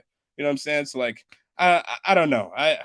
I'm a lot more optimistic this season than I have been in many. I'm more optimistic at this point right now than I was in the 21-22 season. And I know that sounds crazy, but at this point, that's what I'm saying. At the beginning of the 21-22 season, I didn't think we were going to win the league at all. But this season, I have hope. We can do it for sure. Ocon with hope in your heart type. Big up to you, man. Big up to you. But listen, I'm here for it. I'm here for it. You get me? I'm here for it. I want us to win the league. I just don't think we have what it takes, to be honest with you. That's my honest opinion, and I hope I'm wrong. I think we're going to finish above Arsenal. Like Mike said, they're running Saka into the ground. He's already injured. You know what I'm saying? Even though they did just beat Man City without him, and that's a huge achievement. But let's not forget, we also beat Man City 1-0 last year in one of the jammiest games we've ever watched. You know what I'm saying? So like, I've seen it happen before. And Mike put it perfectly. Man City are a dragon. They can't be killed by one arrow. A 1-0, they can hold that and go on to the rest of the season and go on a nasty 16-game win streak. We've seen it happen before. You know what I'm saying? So okay. Big up to you, Cam. Thank you so much for joining me, my brother. I appreciate your patience as well. I know you've been waiting for a long time. Yes, sir. Big up, my bro. So next up, Madrid fan coming on. Sam, can you just confirm if that's you? Before, you don't have to keep your camera on. Yeah, just show me it's you. Okay, all good. So big up to you, Sam. Before we do that, big up everyone in the chat. As Jordan's saying, make sure you guys are liking and subscribing. 300 people watching us even on a call-in show. So big up to you guys. Big up to Ozan, Abu Bakr, Steven, Kave, and Steve for the super chats. Big up to you guys. Everyone hit the like button. Everyone subscribe. So next up, man like Sam. How you doing, Sam, man? Big up, my brother. You good? I'm good. Big up to you for patiently waiting. Talk to the people. Bro, what are you saying? I've got all the time in the world for you, brother. You know that, actually, yeah? My brother. Yo, Sam, just quick thing. What's happened with your Instagram, brother? I don't see it anymore. I got suspended again. I actually can't be asked for this Instagram. Shit. Oh, fuck. Can't be asked. Oh, honestly. Nah, it's okay, brother. Anyways, is Jude still a tapping merchant, Akhi? Listen, agendas have to agenda, brother. Agendas have to agenda. Okay, but the game is the game. The game is the game. I get that because it's Twitter, innit? But on the real talk, would you take Jude Bellingham today at your club right now? No, I wouldn't take him. Why would I take Jude? You wouldn't take Jude right now? Are you honestly being serious? No, I'd take Pedri. This guy. I wouldn't take Jude. Look at this guy, bro. Look at it. What do you mean, look at this guy? I wouldn't take Jude. You asked me a question and you mad at the answer. Yeah, come on. We both know you would take Jude Bellingham in a heartbeat. No, I wouldn't. Don't speak for him. Nah, but the thing is, on a real though, I'm not here to talk about Jude in it because when he lifts the Champions League this season and the league, you will see who was actually wrong. You ain't winning the league and you ain't winning the champs. Relax. Okay, if I win one of them and Jude Bellingham is the prime reason, you're gonna make a big apology. How many tap-ins is he gonna score? Like 5-6 more. I actually saw a video, by the way. They're mocking him in the Middle East for the same thing on one of my Instagram reels. They're like, they just shown a guy score 5 tap-ins, and they're like, "Oh, Jude is so good." Nah, I hear that. Just on a real note, though. Yeah. Yes. Serious question. This is my question to you. When you saw that link today. Which link? When you saw that link today about FSG, you know, selling a minority share to another guy, to another American organization, what was your thought on that? Anymore? Are you now worried that they're going to stay for the long term? I mean, them selling a minority share is something that they've been talking about for a long ass time anyway. So, like they've been talking about it, they've been speaking about it. But at the end of the day, the fact that man like what's his name, Paul Joyce had to put out a tweet going like, "Oh, by the way, this doesn't affect our transfer war chest." It just tells me all I need to know. The fact that you're saying it doesn't affect the transfers, you have to actually go ahead and clarify that. For me, is the embarrassing part. I think the problem is we always do these 3/4, 75% windows where we leave ourselves short in a position or like not good enough in a certain position. Yeah. You heard me all summer long. I've been talking about DM. I've been talking about centre back. I No, think I had agree. we I know signed it. both of these positions, I would have sat Mhm. here saying Liverpool were going to win the league, not just challenge. So I think there's a difference between winning and challenging. And for me, we should have had better transfers in the summer. But the thing is, you and I have always been on the same page with the Salah situation. If they sell him next summer, we both know that they're going to replace him with someone like a Jared Bowen type of player. Like you and I have both, like we're both similar to this. But did you get worried now, the fact that you saw them selling that stake, that you know what, maybe them selling the club is not going to happen after a good time, if you get what I mean? Yes, I think them selling a minority. No, actually, it could work both ways, to be honest with you. Them selling a minority as well could mean that, you know, they plan to sell, but maybe in the future or something. I think FSG sell when Klopp leaves. That's my honest Maybe. opinion. Yeah, I think they that would could. go public and announce they want to sell as soon as Klopp leaves. That's Yeah. my genuine opinion. Nah, I hear that. That's Anyways, Akhi, that was basically my thing. I just want to argue about the FSG stuff. But you take care, my brother, and I will speak to you soon. Take care. See you soon, Love, my brother. bro. So next up we have AK. Also been waiting patiently in the background. AK, is this you from Twitter? If it's you, please DM me. I want to verify that it's actually you. Oh, it is you, AK. Big up to you. So joining us on the channel next is AK. Guys, I see a couple of people going like, I can't find the link. It's literally pinned in the chat. So make sure you guys are running the likes up. Make sure you guys subscribing. Go on, AK. So Hussam, how are you doing? I'm good, alhamdulillah. How are you doing? Yeah, same here. You know, there's a guy that's just retired a day ago by the name of Eden Hazard, and some of the things I've actually seen on Twitter might be considered blasphemy, they might be considered idiotic stuff. Eden, Mhm. I've seen stuff saying this guy is the best dribbler since Lionel Messi. He's on the level of Messi and Neymar in his time at Chelsea. What do you think about that? I don't think he's on the level of Messi and Ronaldo at all. I don't think he's on the level of Messi and Neymar at all. Like there are players. Look, there are players. First of all, Messi and Ronaldo, no one's on their level. Second of all, I think Mo Salah is better than Eden Hazard. So by definition, like we're not going to go that high up anyway. I think Eden Hazard is a fantastic player, one of the best we've seen in the Premier League. But the fact that opinions like that exist is why we can say that Eden Hazard is comfortably overrated. 100%. Very overrated. And it's because of people who have said opinions like that. Some people saying Eden Hazard is a top 5 Premier League player of all time. He's not. He's not. I don't think he's Chelsea's best player in the Premier League era because you've got Terry, you've got Cole, you've got Lampard. I think they done more for Chelsea. So yeah, that's my honest opinion. I think he's a fantastic player. I think he's probably the third or the fourth best winger in Premier League history. But we cannot put him with Messi and Ronaldo. You cannot do that. Simple I as mean, Osam, what's the difference between Hazard and Ribery? What's the difference? that. Ribéry delivered consistently for a longer period of time. Didn't have a season where he scored 3 goals. Ribéry was an integral part of winning a Champions League. I'd argue there are 5 better left wingers in the past decade than Hazard. There are 5 better. Who? Name them. Messi, no, Ronaldo, Neymar, Ribery, Di Maria. And I would also put Messi could play on the left a bit, but I'll put him there too. At the very least, he's the 5th best left winger of this decade. I'm thinking about the wingers last 10 years. On the left, would you say Mane is better?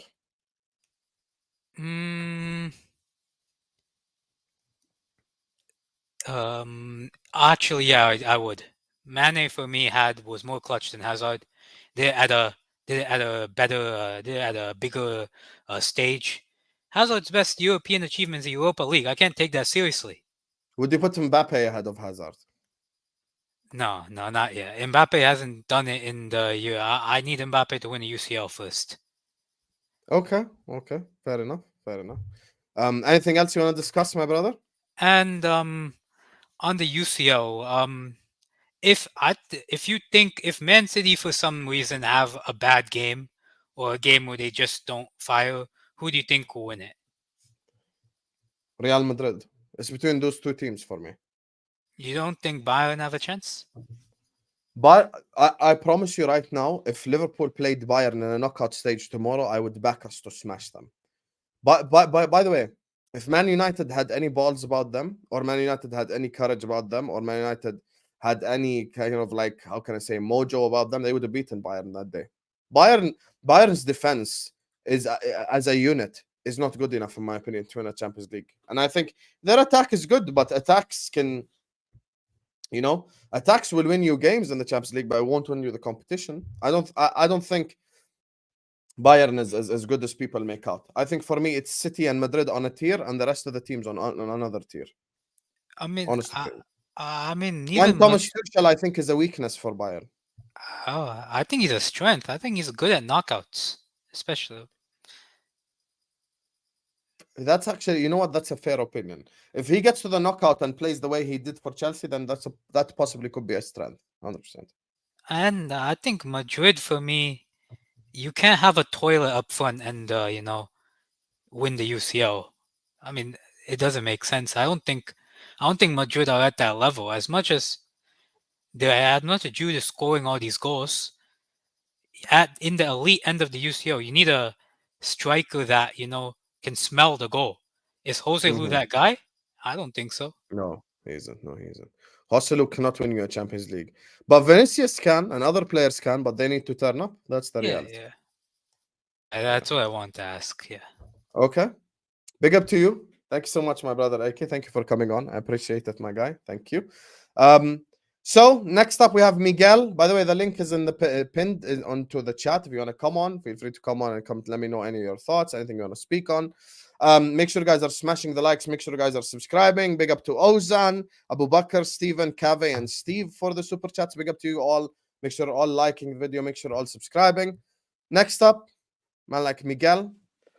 What are you telling me, Miguel? What's good, Hassan? It's been a while, hasn't it? Yeah. I've come on to really talk about something that no one has talked about yet, but I want to talk about some of the refereeing decisions so far this season, like some, and also other topics from the Premier League coming into this international break. First of all, onto the refereeing decisions. Obviously, we all seen the shambolic referee performance from the lot. And look, I'm gonna be honest. I'm not gonna come here and be shameless or be like, "Oh, I'm." We're so Liverpool robbed. Be honest right now. We're Liverpool 100%, robbed. 100%. Thank God. Yeah, 100%. And I'll be honest, I did. When I was watching the game, obviously, because that was the biggest game of the weekend last week. I did. As soon as the Diaz goal got offside, which wasn't offside, I did. I just turned it off because I already knew how that game was gonna go. I stopped watching. Because what was the point? Because for me, it's and last season we had the whole Arsenal versus Brentford thing, and them games were the reason. At the end of the season, those are the results that may cost you or help you win the league or what you want to achieve the season. If Liverpool go on to the rest of the league and they do well, and then they miss out because of 3 points or something ridiculous like that, and they go back to that game, it's well, they just basically corrupted that. And then I go on Sky Sports and I see Mike Dean, whatever that twat is, whatever his name is, and it's talking about but we can't go back and say but it's against the law. What law? What law is? It's football, mate. No one's gonna come onto the pitch and shank someone. What the hell's going on here? It's it's just ridiculous, and they're just going on waffling. And then can I just say one other thing on the Man City game? And I know we all saw that. First of all, credit to Arsenal. They beat them, and I think they deserve to win that game at the end of the day. Haaland done absolute jack, but obviously no KDB, no Haaland robot boy magic at the end of the day. But for me, if Gusto's red card was a red card and Curtis Jones's red card, how is Kovacic still on the pitch after that? How? And look, and then when I watch Sky Sports talking about audio on that, he's like, but you see, let's just say Gusto's studs were onto the player first, and it was full contact. But then when he does it, but if he had a full attempt to get the ball, and then it's just absolute nonsense, And onto the league, I mean, for me, I'll give Arsenal credit where it's due. They spent well and they're getting the results. But performances-wise, I'm not really that convinced, if I'm being honest. Results-wise, fair enough. I mean, obviously, they beat us. It's not that easy to beat. I mean, it's very easy to beat us at the moment, so I'm not really going to gas that up. But Man City, yeah, but like, they're really lacking a very, very strong number 9. Because I think Nketiah, for me, is very generous to be starting this many games for Arsenal as he is. Because I think if they had a better number 9, I think they would do 10 million times better. Give Arsenal a Tony or an Osimhen or someone like that, a caliber striker like that, they'll do 10 times better. 10 times better. And then, all right, United, I just want to put us in a separate. We don't talk about us. We're just terrible. I'll be honest. Chelsea have gotten some decent results, but like not really convinced that much. You know, it's this and that. For me, the challenges for this season for me is Liverpool, City, Arsenal. I think Liverpool and City, they're going to come in here with the more experience because you've been in title races between you two for so many years now. Arsenal have just begun and they have a young team and all this, but I think Spurs they are have the improvements. imposter, basically. Yeah, and and then Tottenham. No, I'm not convinced by Tottenham. I'll be honest. I'm not There's convinced. an imposter amongst us. Yeah, it's Tottenham, innit? Mate, oh wow, look at us. We could beat the relegation fodder. It's not that hard. Come on now. Right. And the only big teams you played was you beat a 9-man Liverpool. Well done. And then you beat a Man United team which is so unbalanced that flipping even my grandmother can make it more balanced than what's going on right now. It's like it's a joke. But it is what it is. It is what it is. But I think that's pretty much it for me. Big up to you. I appreciate you coming on. I know you've been waiting for a call and show as well. So thank you for coming on. Yeah, all right. Big up to you, man. Big up to you. Appreciate it. Guys, by the way, in the chat, we're going to keep this going for an hour and 10 minutes, an hour and 15 minutes. There are spaces open up in the background if you guys want to come in. Just before I add Lewis, big up everyone in the chat. Big up to Steve, Kave, Stephen, Abu Bakr, and Ozan for the super chat. Make sure you guys are all liking. Make sure you guys are all subscribing. Want to get to 200 likes. Big up to you, Steve. Big up the chat. Joining us next is a man like Lewis at Good Sport Reviews. First time we've interacted. Hello, Lewis. Yeah, I'm good. How are you? I'm good. How are you doing? Good. Been dying to get on here. It's really, really appreciate the opportunity. I want to be on as many things as possible. So just anyone out there, get me on soon as. I just want to start off the VAR decisions. I think a lot of us need to sort of build a bridge, just kind of get over it kind of thing. Look, like with the first team to be robbed by VAR, Arsenal got robbed by Brentford last season when, Brentford got through on goal and he was offside. They scored and equalised, cost Tottenham the title. Tottenham against Chelsea, Cucurella gets his hair pulled by Christian Romero. Kane goes up the other end and scores. We were definitely robbed in the Spurs game, but at this point, all the people who were coming out saying replay, it's time to just move on. I'm disappointed. I was heartbroken at the time. I was really upset, and we should be top of the league right now, and we were completely cheated out of it. But at the end of the day, we just need to go out there with a point to prove now and just smash every team that we face, and just to the point where VAR can't interfere with it. We've got the ability in the team to do it. We've got the players to do it. And I think if we keep our key players like Mohamed Salah, which I'll get onto in a moment, there's no reason why we can't be doing it. We have the team capable to beat anyone in the league. City are our biggest rivals, and at the moment, the way they're playing, they look jaded. They've got a hangover from winning the treble, and we have such an opportunity to go on and win the league if we can get consistency and make sure that injuries don't catch up to us. All the people before as well. Your next point, the VAR situation. The reason why I can't build the bridge and get over it is because it literally influenced the result of the game. The onside goal that wasn't given, the Jota 2 yellows that he should have been sent off. So VAR dictated the result of that game. It wasn't us not being good enough. It wasn't us being crap on the day or something. Like I'm saying, get over it. Okay, we eventually will get over it, start winning games, stuff like that. I think we have a easier run to begin the next month.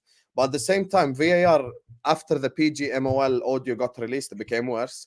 And after the Premier League independent panel came out and said Jota shouldn't have been sent off, it became even worse. So the events that happened after the game made it all worse to us to begin with. So that's the problem.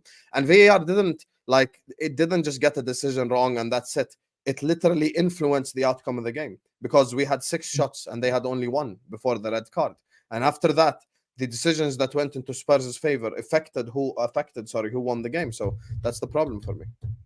But Yeah, definitely. Look, we should have won that game. We were robbed. I'm not even going to dispute that. And maybe move on's the wrong term, but we aren't the first team to be robbed by VAR. And I think because of all the drama that's happened afterwards and all this replay talk and the PGMOL coming out and Mike Dean looking like a clown and all this extra bits, it's just made it so much bigger. And obviously all eyes are on us now.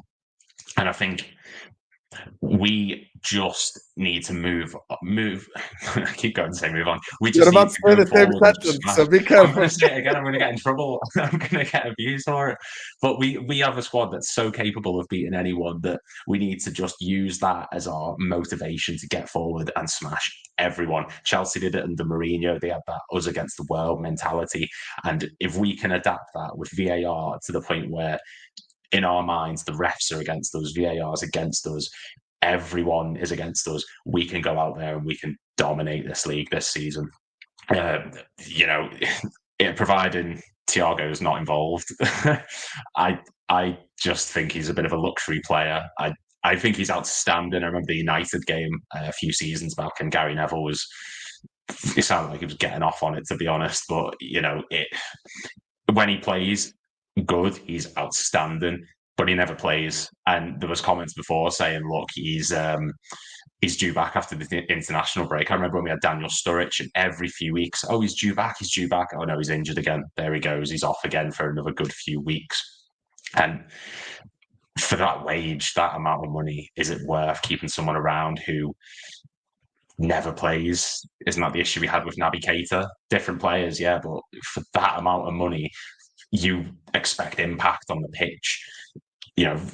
Our highest paid players are expected to play week in, week out, and you can't help injury. Like, he's not injuring himself, but it just doesn't justify the figures that we pay for our him. best midfielder though right now. Oh, but is he though? Is he really? Is he though? Do you think really? Yes. Last season when we were watching ability, Liverpool, we all said players didn't play well today except Alisson and Thiago. We said that so many times last season because I thought Thiago last season, even when we were absolutely horrible, he still performed. I think his problem is his injury proneness, and availability is an ability. You do need to be available and reliable, but when he plays, I don't think there's a negative word to say about him for me, like based on his performances on the pitch. Are we holding them on a pedestal though because our midfield was so poor last season? Is that why we're looking at him so high? Like, now, if he came in this team, he might look really good, but there's a difference between being compared to Keita, Oxlade-Chamberlain, Milner and Henderson to Szoboszlai, McAllister, Gravenberch, Curtis Jones, the way he's going at the moment. Like, I think we've been so blessed this season with the team we've got that maybe Thiago just isn't going to be as good as we remember him. He's been out for a long time. He's in his 30s now.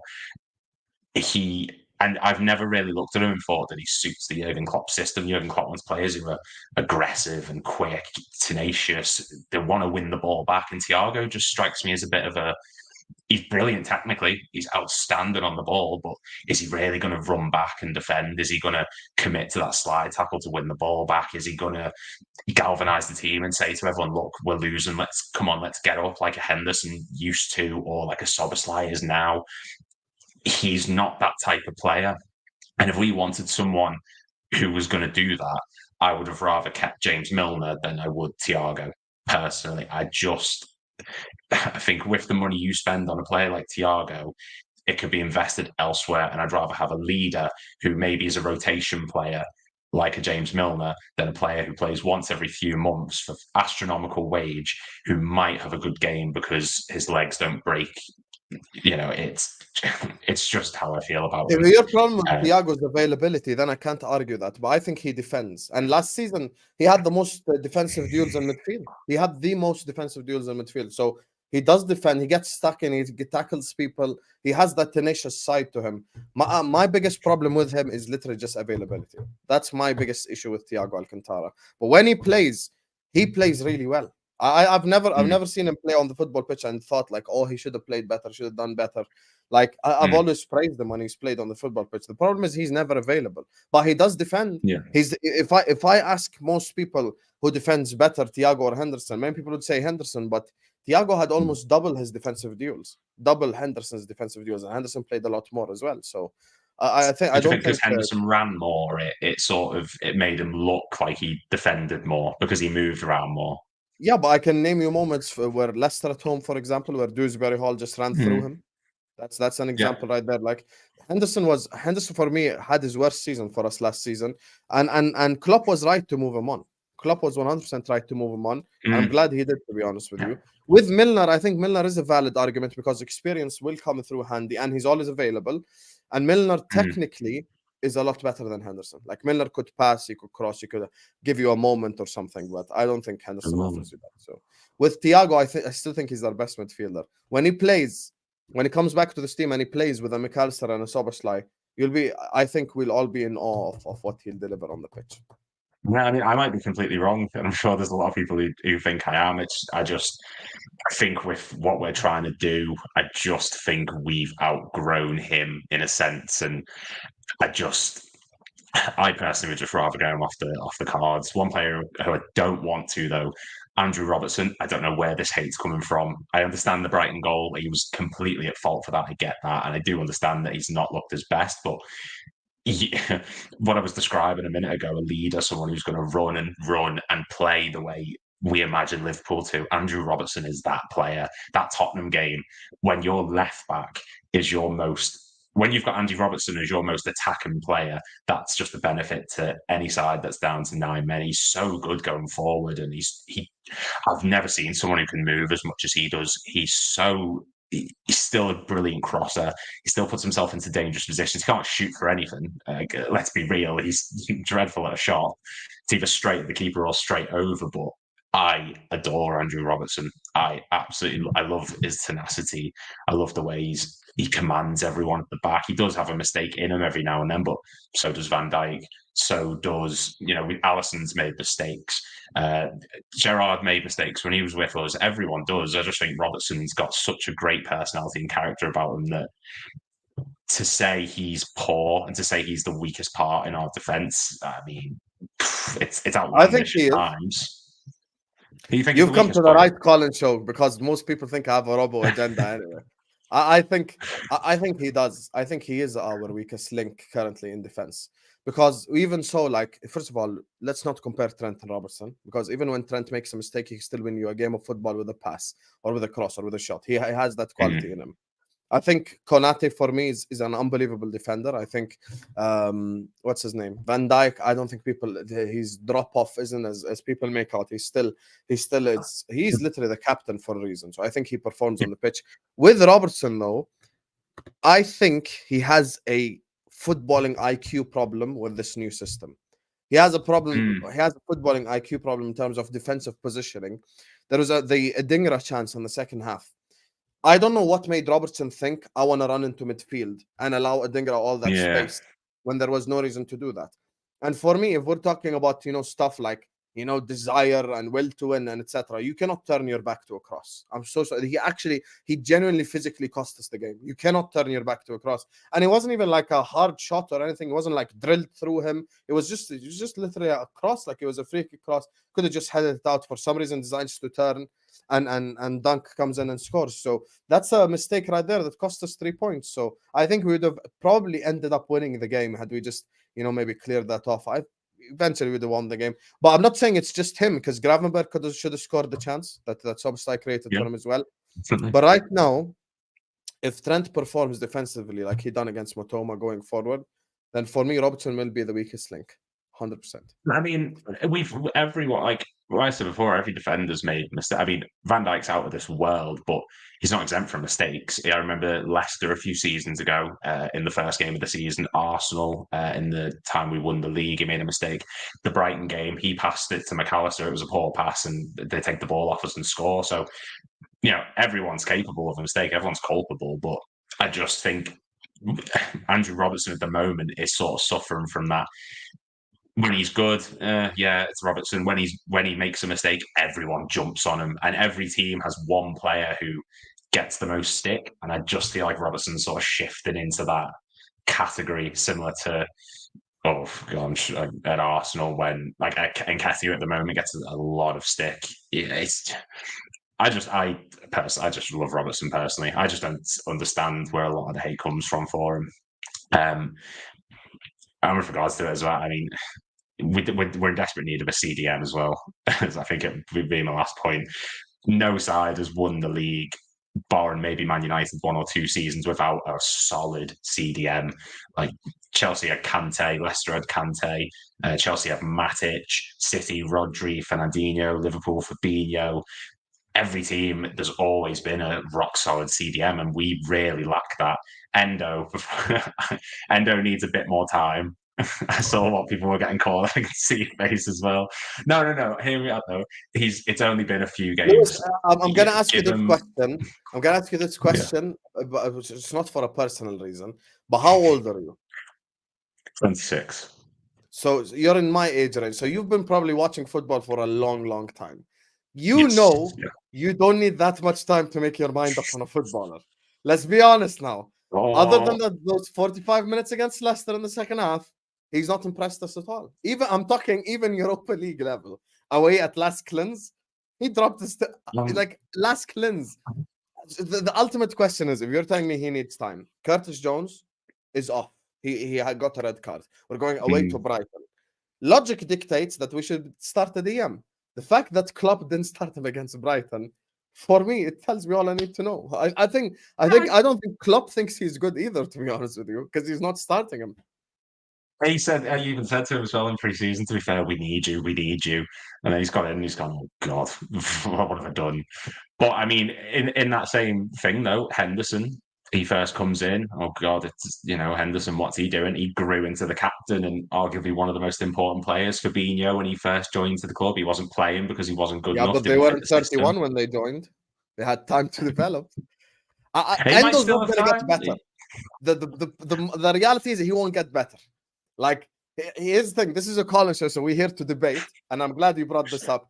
A 31-year-old, is not going to get better unless you're a Mo Salah, for example. Because me and you can both say right now, Mo Salah's passing has improved unbelievably, but Mo Salah's been consistent and been one of the best players in the world. Stuttgart sell Endo, and they're second in the league right now. They were 15th last season. So I'm not saying Endo's listen, I don't even think he's a serviceable player. I don't even think he's a player we could play. And when I saw that it was a Jörg Schmadtke signing, it's the level of the signing is a Werder Bremen level signing. And the reason why I won't back it is because we were supposed to sign Caicedo 2 days before. So we ended up signing Endo. Yeah. Well, I mean, I don't think Endo's not the answer. Definitely not the answer. But, if he might become a rotation player, but we do need to sign a CDM, just an out and out, maybe not a brick wall necessarily, but someone who's just going to break up play a little bit. Like I wish we got Kante when he left Leicester, because him under Jurgen Klopp would have been a dream. But someone like that, they don't even have to necessarily be the strongest, tallest player. We tried that with the likes of Grujic, and it just wasn't a thing. Someone just like an Andre who's just going to get in, get stuck in, win the ball, drive forward as a pivot. Yeah, he's someone like that, ideally. We just need someone whose job, out and out, get the ball, win it any means, shape or form, any way, shape or form, and just get it forward to someone. We need someone who's going to rotate the game from us getting attacked to turning it around and just getting on the other end, because the defenders at the moment, there's no one in front of them who's giving them that defensive confidence. Okay, I appreciate it. By the way, big up to Lewis, his channel. I'm about to post it in the chat right now. Good sport reviews. Make sure to go give him a subscribe as well. A great call. Thank you. No worries. Yeah, It's in came the in live for chat right now. a bit too much Go passion there. subscribe. Yeah, go subscribe to it. Got good sports reviews right here. I don't know why YouTube always does this. Why does it have to say /featured for some reason? But anyway, Don't this is the know. channel. I thought that. Hit this channel right here and go click subscribe. Help them get to 100 subscribers. Big up to you, Lewis. Anything else you want to say before you head out? No, just please, everyone subscribe. I want to make sure I want to do this as a full-time career. Thank you so much for having me on. I really, really appreciate the opportunity. Make sure you subscribe to This Is Football. The work is amazing. It's always nice to get abuse in the comments as well when I support Endo. So thank you. I appreciate it. Thanks so much for joining us, Lewis. Big up to man. you. Thank you. No worries. Big up. Big up everyone in the chat as well. We're probably going to keep this going for the next hour or so. Gagandeep is about to come on next, and then we've got K-Mac, we've got Strasbourg, Steve, and Kareem. There's space open up in the background if anyone wants to come on. Anyone wants to come on, there is space in the background. The StreamYard link is in the pinned comment. So everyone, slap the like button. Everyone, subscribe to the channel right now. Big up to Steve, Kave, Steven, Abu Bakr, and Ozan for the super chats. Big up to you guys. Make sure everyone's liking and subscribing. Gagandeep is up next. Man like Gags. How you doing, Gagandeep? I'm good, man. How are you? It's been a while. I'm good. Yes, it has been a while. It has been a while. I can't lie to you. Lately, Gagandeep, we've been losing games 1-0 at halftime. And at the time, I have like 600 people in the chat. If I post to the StreamYard, all hell will break loose. So I just can't even post it. I can't even post it. No, no problem. Nah, I understand, man. I know how it works. It's cool. But yeah, man. When it comes to Liverpool, so far this season, in my personal opinion, this is just me. I don't talk for anyone. I just talk for myself, as you know.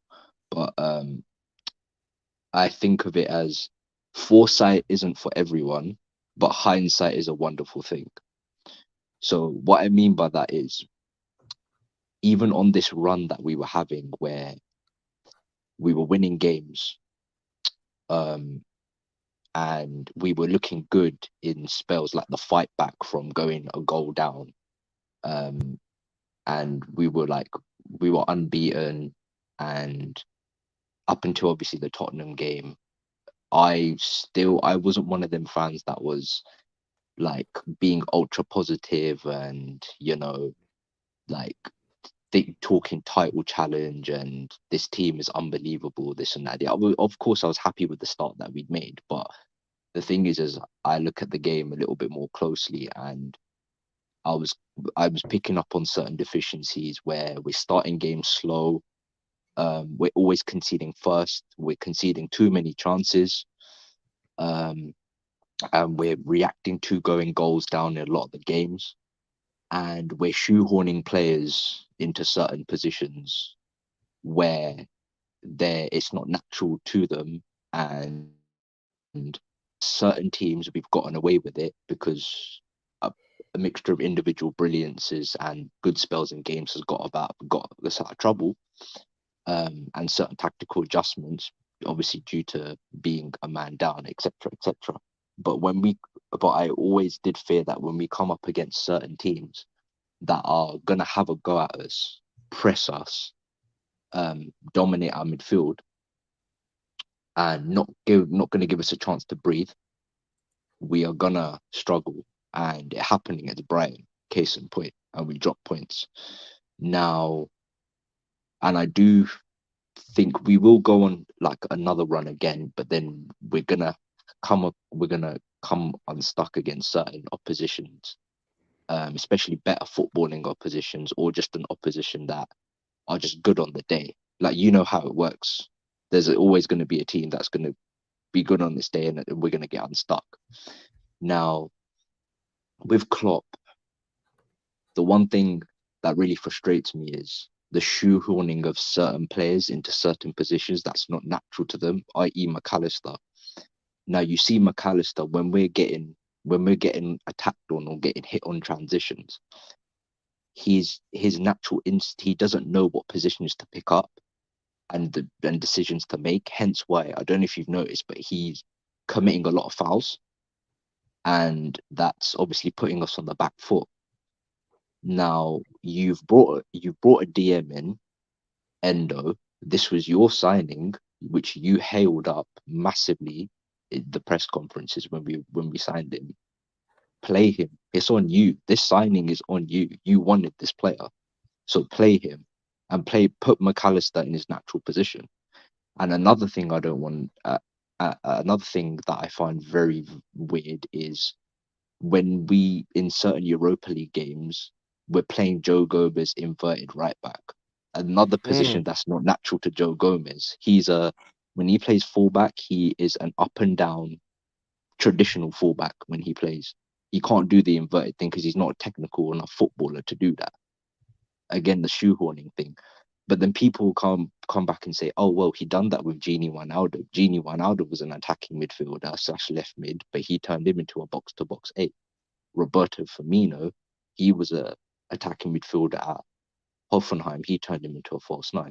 Yes, he did do that. But there's two differences.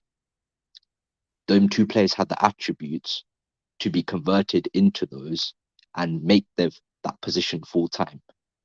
That's firstly. Secondly, when we brought those players, we weren't in a position where we'd reached the pinnacle and we're trying to go compete for the league and compete on all fronts. We are at that position now. Well, that's what I want for my football club at this moment in time, and I'm pretty sure a lot of Liverpool fans do. But then if you have that mindset, then we can't just have certain players mold into certain positions and give them time, because unfortunately the league has got a lot harder, right? We've got multiple teams challenging for top 4. The league's got better as well, and it's a lot harder to win the league than it was 5, 6, 7 years ago. So what I would like is us to buy players and play them in their actual positions for a change, as opposed to just molding players, which is why, for me, I think at best we'll finish 3rd. We can finish 2nd. I think 2nd will be between us and Arsenal, but it will depend on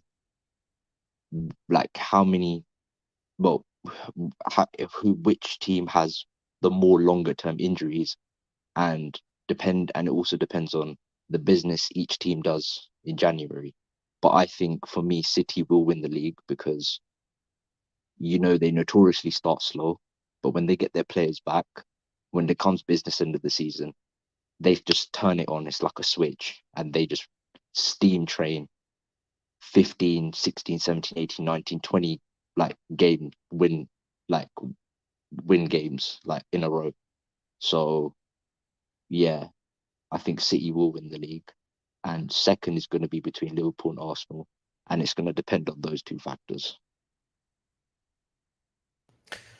I like what you're saying there. I think the refereeing decisions definitely. That's why earlier on I told Lewis, listen, we can't just get over it. I think the Gomez inverted thing, I completely agree with you. Completely agreed. I don't think Joe Gomez can invert. He had a couple of good moments, but I don't think he can invert. City are there to beat, but you guys need to understand something. City will strengthen in January if need be. So we need to do the same thing. We can't sit up here and go like, oh, City are weak, and just sit on our ass and do nothing about it. Okay, so City are weaker, but we need to make sure we're at our strongest. And that's why this January, we do definitely need to make a couple of signings to get to that stage. I'm going to be honest with you. That's my honest opinion. But you already know, Gagandeep, a lot of what you say I already agree with. Definitely one of the solid people who speaks on halftime shows and everywhere as well. So big up to you. You need to get on Twitter so I can start sending you halftime show links. That's what you need to do. Make that X account, my brother. Make that X account. I'm not really a Twitter person, to be honest with you. I see all the stuff that people get on there and all the nonsense that I just refrain from that totally. That's why I'm only really on Instagram, to be honest with you. But I heard your Instagram got suspended. You got suspended, right? I'm tired of this shit. I'm actually tired of it. If I make a 3rd attempt, it's gonna be my final one. Khalas, if I get suspended again, I actually can't be arsed anymore. It's just simple as that. But anyway, big up to you, Gagandeep. Thank you so much for joining me on the call and show, my brother. I appreciate you. Big up to you.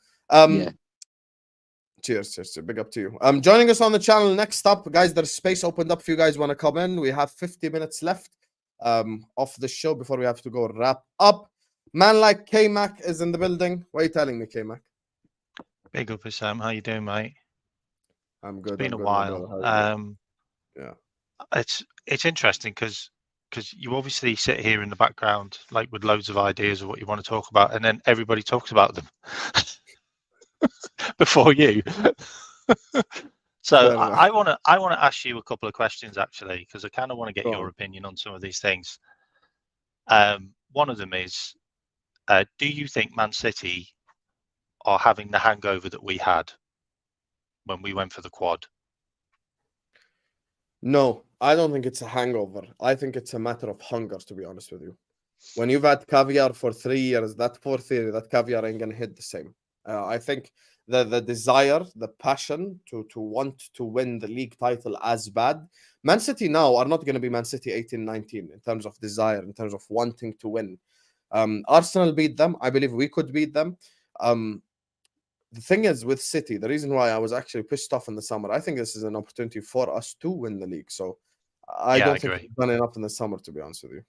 I agree. We missed out. We missed out on two players that we needed, which were definitely a centre back and definitely a DM, which we could all 100%. see.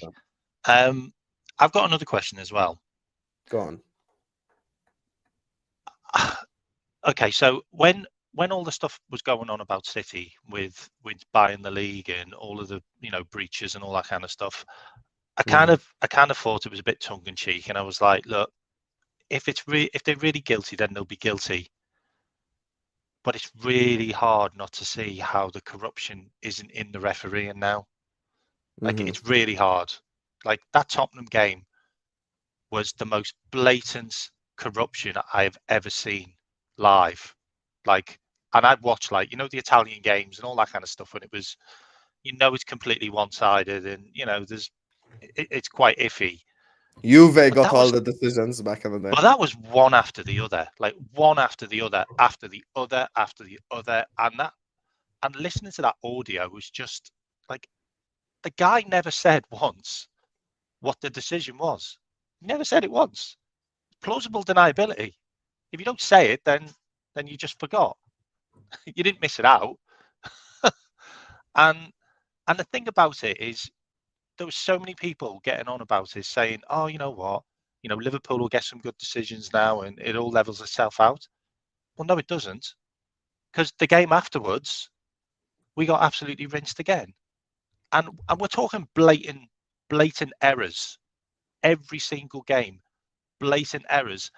And if you don't think there's corruption in the game, you really need to look at previous games now, because this is where your eyes are open. And you can see, hang on a minute, that guy's onside. Hang on a minute, that was a red card. And you can see these are all going against us. And if you don't think it's rife in football, the referees and linesmen and VAR tried everything they could to give Man City an advantage in that Arsenal game. Like, how Kovacic was not sent off is beyond me. Like, it was a red card anyway. And then he did a yellow card on top of the yellow card that he did straight afterwards. And that's no different from what Curtis Jones did. So no different than what other players have done. If you're talking about Kovacic, it's actually not just Curtis Jones. It's Curtis Jones and Jota in the same moment. And he still stayed on the pitch. And it was the fact that after the game, they then said, "Oh, we got the second yellow card wrong for Jota. You got the first yellow card wrong." If anything was a yellow card, it was the Everything second that one. happened after the game made it worse. The audio made it was worse. Insane. The independent referees panel saying Jota should have been sent off, which is worse, 100%. It was And against Brighton, absolutely. Pascal Gross should have been sent off. That's a red. Absolutely. That's a red right like there. that's a blatant red card, which completely changes the game, by the way, because we go 100%. into the game a goal up at their ground where we're on top, and we win that game comfortably. Because Brighton are down to 10 men, and they can't do what they do with 10 men. That's a really difficult thing for what they do, where they let us come to them and then pass through us. Like, you can't do that on 10 men. You completely change the way you play a game. And the thing about Brighton as well, like, there's a lot of people saying that, like, we've dropped points. Okay, yeah, we've dropped points, but Brighton have got an incredible record. Like, they've got an incredible record, and I think we did really well to even get a draw in the end, because because they missed an absolute sitter, which 9 times out of 10 that goes in, and that game's done. Don't you think we could But say the same with the Gravenberg chance? I kind of need to talk about Gravenberch as well, because I think we need to stop hyping this guy up, because he's still learning. We can't put too much pressure on this guy. Like he can be a really good player, but he is terrible at giving the ball away right now. Like you want to look at his stats; they are absolutely horrendous. But we just need to give him a bit more time. And I totally agree with you with Endo, by the way. Like he's not a Liverpool player. I'm sorry. He's not. I understand the fact that you throw a player in for his first 2 games against 10 men. Like, okay, yeah, we're playing him with 10 men for the first 2 games with Endo, but I just don't see what Endo offers. I just don't. Like, he doesn't win any duels really. It's vanilla. Like it's not for me. And I also need to talk about a couple of players that I think need flowers, and I think Gomez 100% gets flowers. I mean, he's keeping Trent out of the team for me. Like Trent shouldn't be getting back into the team just on merit. He should be getting back into the team because we need him in the team, and I don't think we need him in Trent the team locked right up now. Mitoma, and then Gomez came on and he got cooked by Mitoma. It's usually the opposite, you know. So, But the problem is if you're playing Trent and Matip, yeah, and you haven't got a DM, and you've also got Harvey Elliott, which is basically not a midfielder, then you're going to have a struggle down that side. And that's also probably the reason why McAllister didn't play that well in the first half, and also Dominic Szoboszlai had about 7 touches in that first half. In the second half, he had like 36 or something silly like that. You know, he influenced the game in the second half because we had Gravenberch, who was obviously a bit more of a player, just a bit more of a unit. You know, he could pick up the ball and run. Harvey Elliott for me he just isn't a midfielder.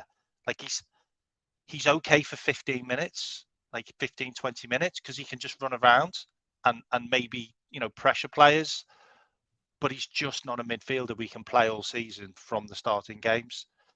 Just not it. Like the best game he had all season was probably when we played him on the right as a right winger. Elliot, that is right. And we also need to give some flowers to Quansah as well. Quansah, I mean, this kid is special. Like, but you also have to give him time as well. And we have a habit of just hyping players up too much and expecting too much of them. Like we can let Quansah play these games here and there and bring himself in, but he is a Rolls Royce. Like he's not put a foot wrong for me. Robbo needs a bit of flowers as well. Like he was terrible at Brighton, but Robbo's been a massive improvement.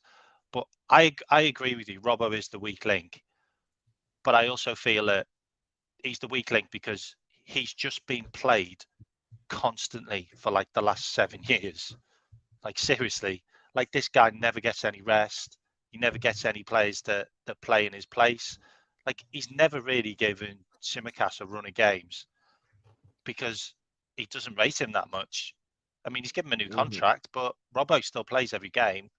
Like there's some games where Robbo just needs a rest. Like just let the lad have a rest. Like he's played consistently, and he's not the type of player which can not play at full throttle. It's his game. If he's not 100% in any game, then he's not in the game. So we need to give him some flowers, but we also need to start resting him a bit. And I also like the fact that we are rotating players more. But I totally agree where you're coming from. Like you don't win the Premier League if you don't have a DM. 100%. No team's done it. 100%. And I've also got a left field shout for the Champions League. I think Newcastle could win the Champions League. Oh my god, man! And you want to know why? That's your worst take in this entire. You want to know why? By far, why? That's your worst take. You want to know why? Newcastle could win the Champions League. And do you want to know why? Why? Because they're an unknown quantity. Look how far unknown quantities have gone. in the Champions League.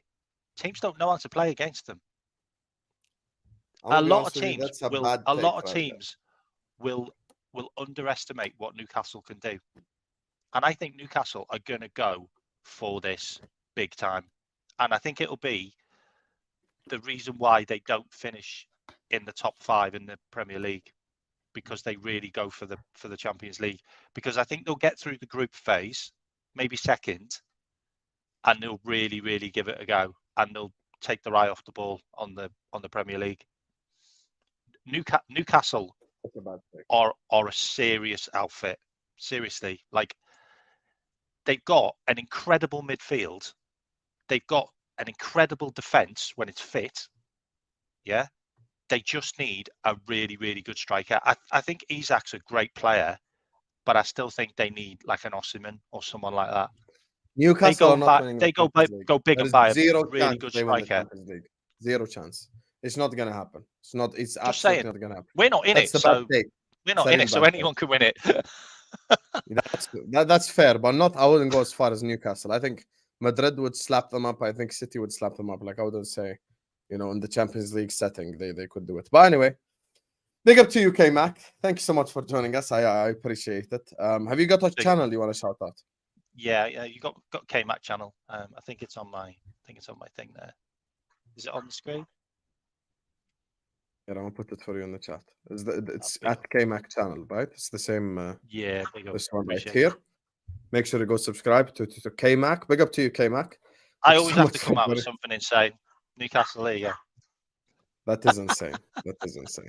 But See you anyway, later, big buddy. up to you. I appreciate you so much for joining us. Thank Big you. up, man. See you later. Make sure you guys go Big up the subscribe chat, to by the way. K-Mac. Appreciate it. Joining us on the channel as well. Speaking of Newcastle, next up is Steve. To come on. My man just said Newcastle are going to win the Champions League. That is a mad take, in my opinion. Man like Steve is joining us. Man like Steve. How you doing, brother? Hey, what's good? What's good? Yo, shout out K-Mac in the building. Making a damn case for Newcastle to win it.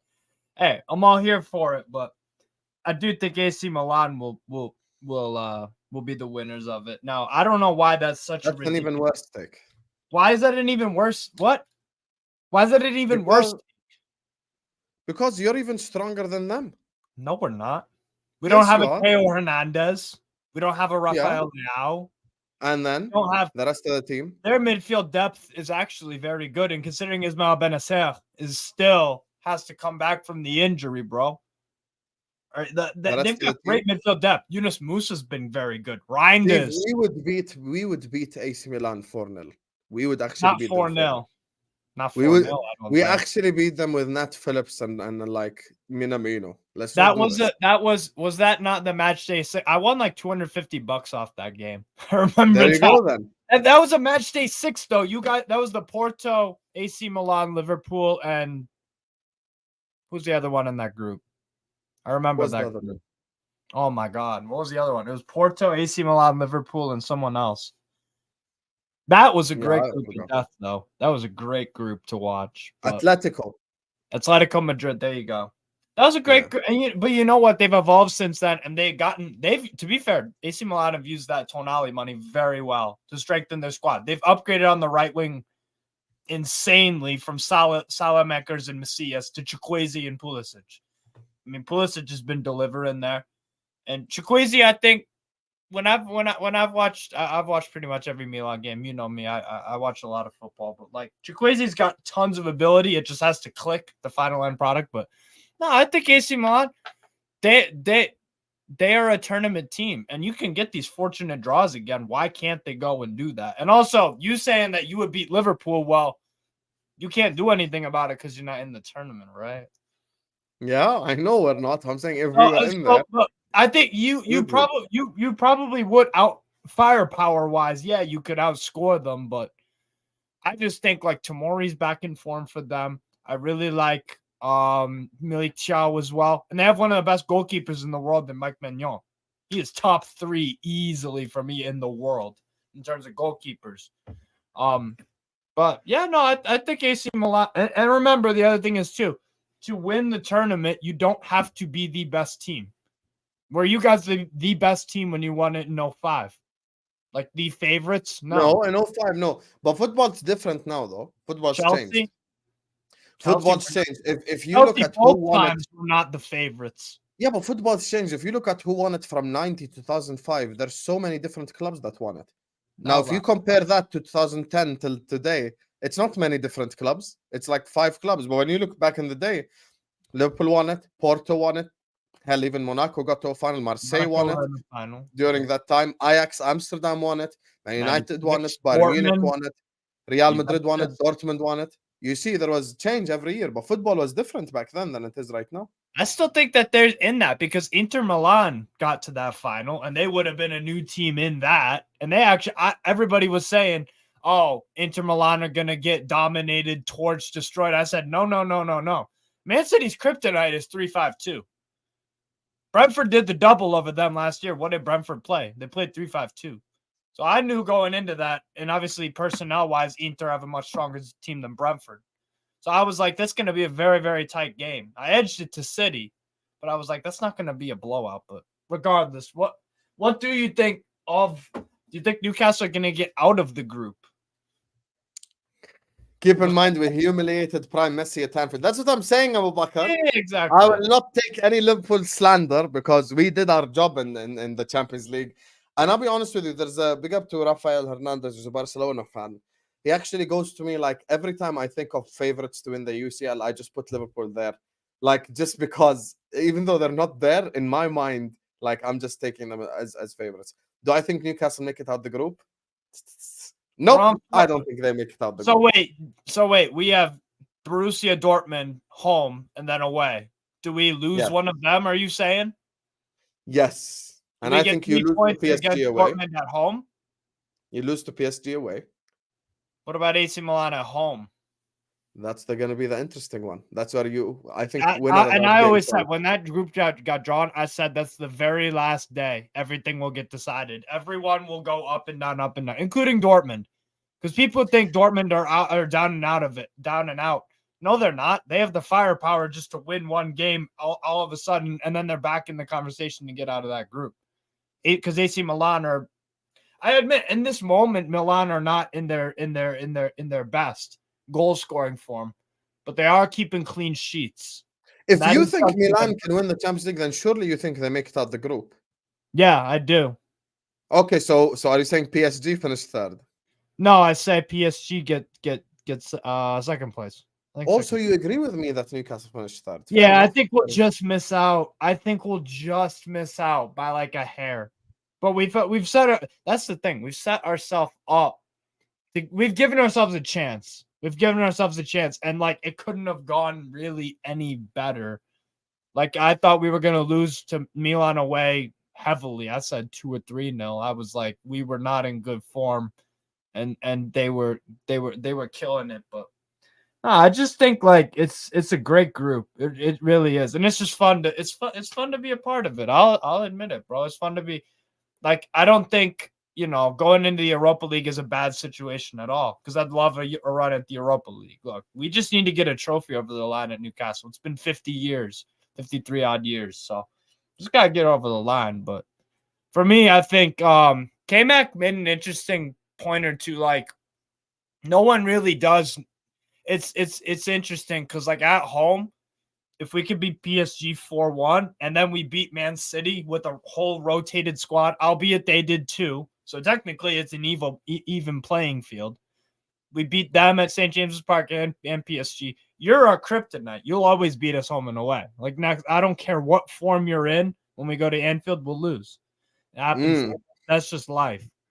But like anyone else at St. James's Park, like why can't we win that match? So that is one thing that I think that could carry us to maybe a deep run in the Champions League. You're in good luck as well in terms of the league. You have Chelsea and Man United who basically are in shit form. Spurs who no one trusts. Let's cut the BS here. No one trusts Spurs.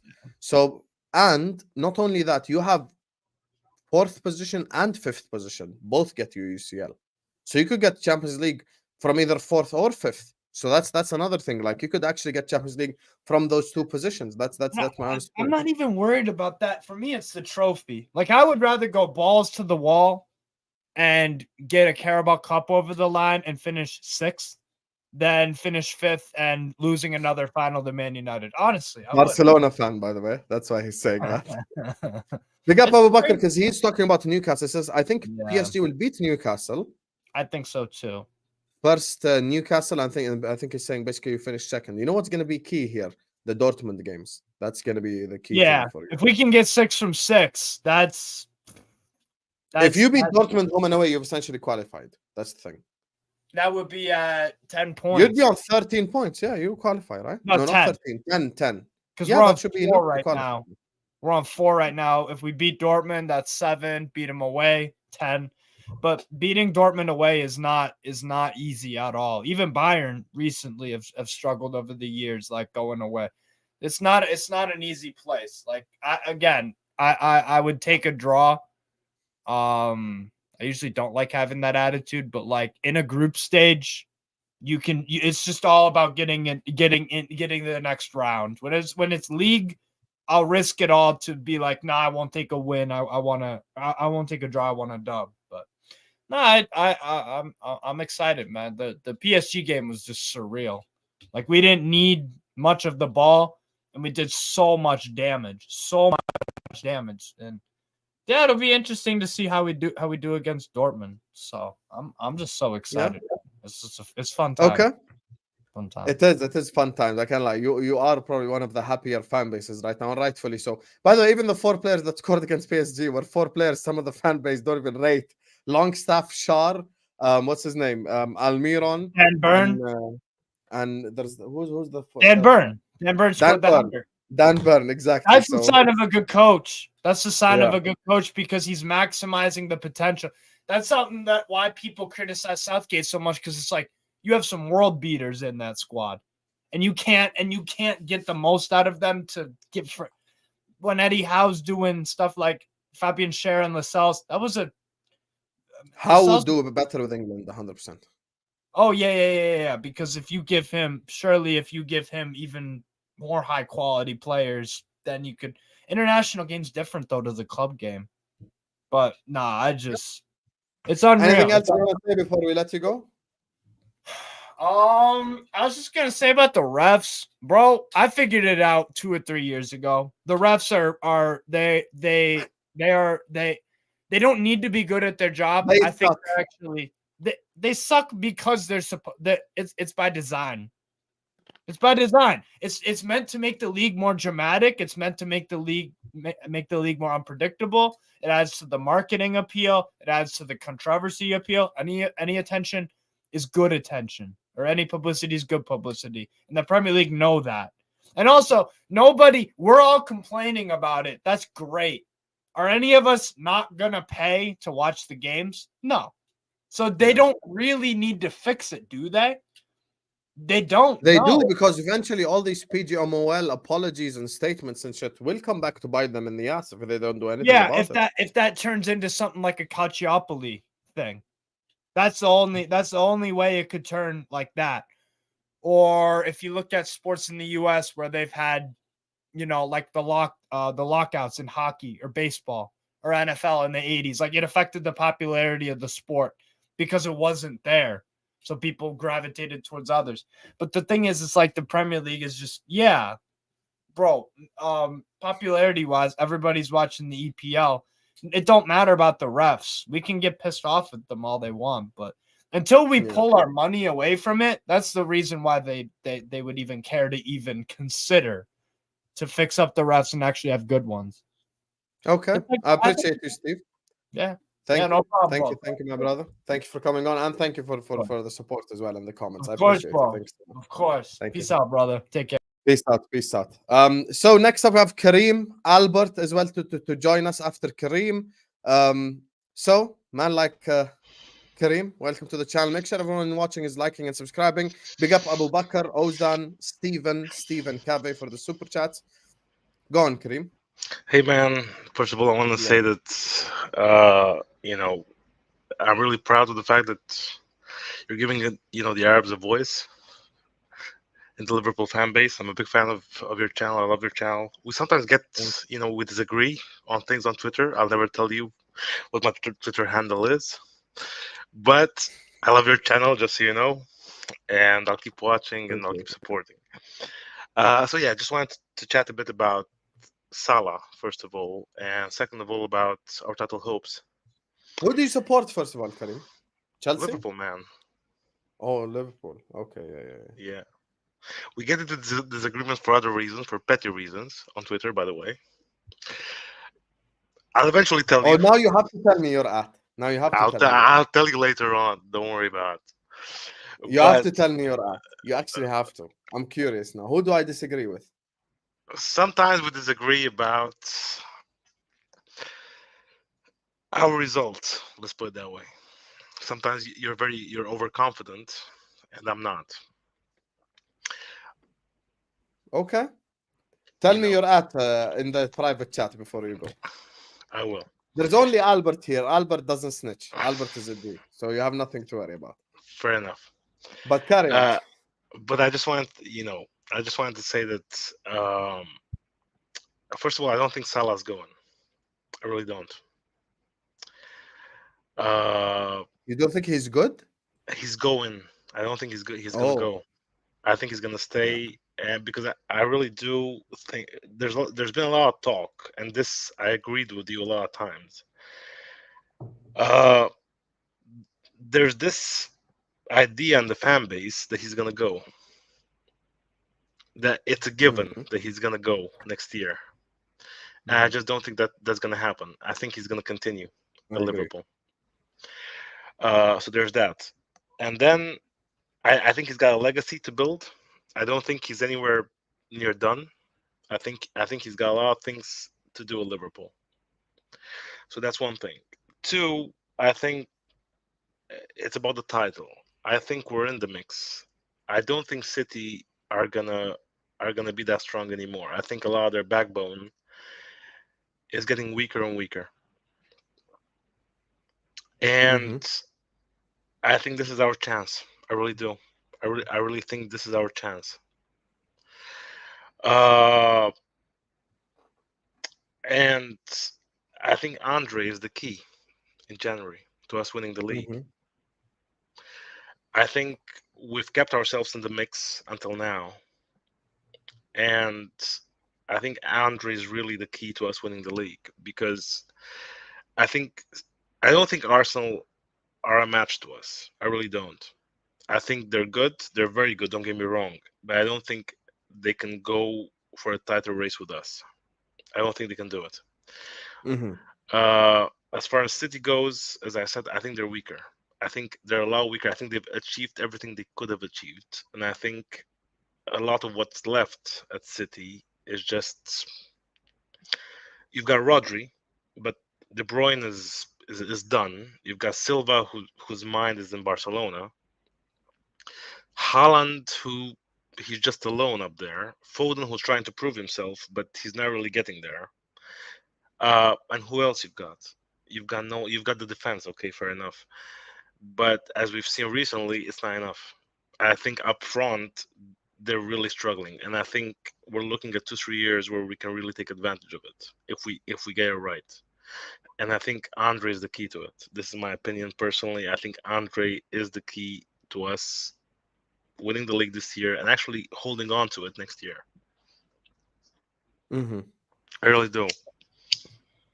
I think we could definitely win the league, but we need to strengthen in January. However, I don't think Andre puts us over the line. Andre alone is not something that's going to put us over the line. I've watched the guy, man. I've watched the guy for like a long time, and I hear you, but still, like a 22-year-old midfielder from Brazil is not going to make you better than Man City.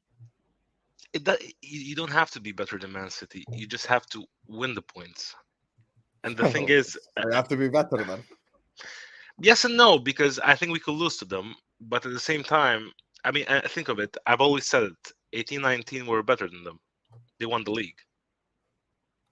We were probably the most unstoppable force in Europe, and yet they won the league. Everyone feared us. If you asked any team in Spain, in Italy, in Germany, who they feared, it was Liverpool. It was not Man City. Yet they won the league because we were the one we were the ones everyone feared. And that's why I'm saying we don't have to be better than them. We just have to be smarter than them. We have to, and that's the issue with us. Look at even 21-22. We were 2 goals away from a quad. Were they better than us? I don't think they were. I really don't. But they were smarter than us. They knew how to pick up points. We went all out, and we eventually failed. I don't think they're better than us this year. I just think that Pep knows how to win points more than Klopp does. This is what I think. I think they're a smarter team than us in the sense that they know how to pick up points. I just don't think they're better. Okay, fair enough. Anything else you want to say before we bring on Albert? No, that's it. I'm good. Thank you. I appreciate you, my brother. Big up to you, Kareem. I appreciate you. Thanks so much. Take care, man. Take care. I appreciate it, my brother. Big up to you. Shukran, habibi. Tell me your in the private messages before you go. I will. And finally, last but not least, our final caller of the day, because we're approaching 2 hours and a half territory. So we've kept this going for long.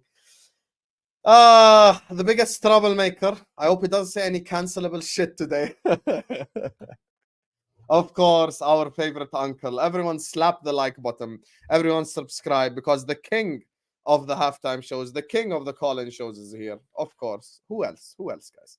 How can you have a call-in show without the uncle himself? Man like Uncle Albert joining us. Big up Ozan, Abu Bakr. Big up to Stephen Cave for the super chats. And of course, the man is here. Man like Albert. How you doing, Albert, man? Hey, how are you, my favorite nephew? How are you? How are you doing? I'm good. How are you doing? Listen, man. I've been listening. You know, I nearly missed this, and I would have fucked myself on the head if I did. But thank God I made it. And big up to you, Hussam. You know, when I joined your channel as a spectator and a fan of your channel, you were still at 3,000 subscribers. This was like maybe a month or two, maybe some before the World Cup. And how you've blown up, hey, man, and your spaces. I mean, it's even hard to get a word in on your spaces, man. And everybody highlights my favorite meltdown after the Spurs game, which up to today I actually imbibe, and I actually laugh, because it was an epitome of how everybody felt at the time. But hey, you're doing well. Great. I appreciate you. Thank you, my brother. Yeah. Let me say this. Everybody should understand that there's a conspiracy against Liverpool. I don't know why that's even news. There are some people who don't want Liverpool to win the trophy, and it's the EPL. It has political reasons that we don't need to go through on this show. But we also need to do our best to make sure that when the points are available, we take it. I mean, we shouldn't have lost to Brighton, and that's the hard truth that we need to face. Yes, Gross should have been sent off, and I fully agree, but Gravenberch should have scored. Luis Diaz on 2 occasions had a yawning net. He missed it. We should do better. We simply should do better. I agree with what Karim just said, that we don't have to be better than Man City, because the law of averages states that they will fuck up some time or the other somewhere. And when they do, we need to take advantage of it. Like Rodri. And that's the biggest problem we have. We don't take advantage when they mess up. Like Rodri gets sent off, they've dropped 6 points. How many have we picked up? 1. So in those 3 games that they've dropped 6 points, we picked up 4 points. We picked up 4. No, because we beat what's their name? We beat the team before Spurs. Who did we beat before Spurs? Is it Wolves. Okay. Wolves away. We beat them, and then we we lost to Spurs, obviously, but that was a heist, and then we drew to Brighton. So in the last 2 matches, we've dropped 5 points. But of course, the Spurs match was not our doing. Whatever we did in that Spurs match, we would have lost. Even if we brought the light brigade, we would have lost because of what the referees were doing. But we need to make sure that this doesn't go on. And I still say that at many points in our season, our manager acts of commission and omission will end up being the reason why we don't win. I don't know why we've gone into this season without a DM. I remember before the season, I told you, Hussam, we absolutely need a DM. And at the time Fabinho left, why didn't we buy a DM for F's sake? I mean, this thing of, oh, I can get along with these guys because this person can play this. The question is, can? So Alexis can play DM. We all know that. Yes, against a low block team where he has time on the ball, of course he can play DM. But he can, given but the big, can he win you a league title playing DM? That's the no, question. but given Yes. the big boys, So that's what matters then.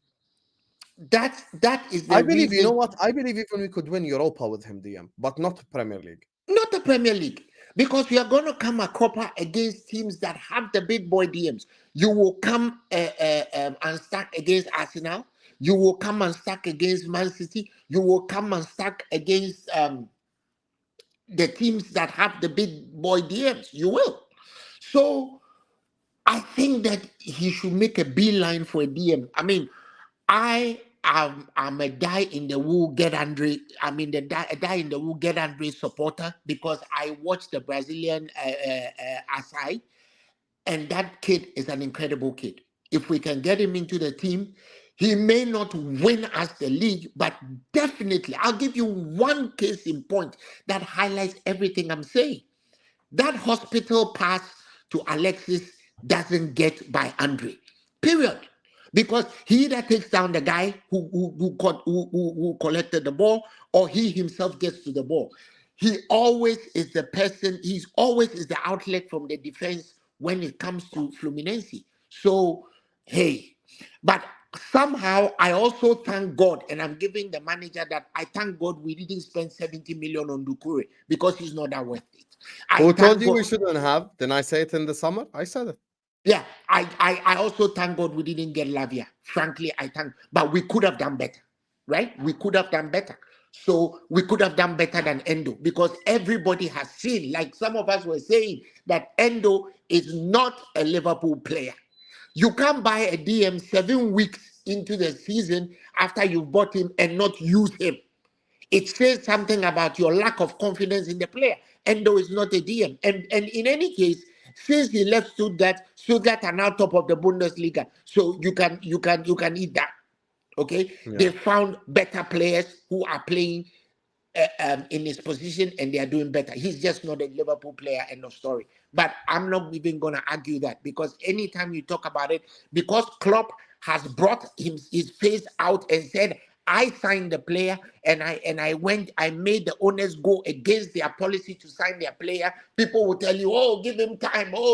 Hey, I don't need time. He's 31. It's not like he's going to get better. Exactly. He's 31, bro. I was when you're 31, all your football foundations have been formed already. Exactly. Hussam, I was lock, stock, and barrel against the purchase of Ryan Gravenberch. I needed 10 minutes to see him and know he's a good player. I've eaten those words. Facts. Right? I said he was a lazy bum. I said this, I said that. As soon as I saw him 10 minutes, I was like, oops, you dropped the gaff. I just like, this guy is a good player. All right. I said we should sell Curtis Jones. I went to see him live. I was like, oops, that was a mistake. I was selling Jota already last season. I actually had a figure.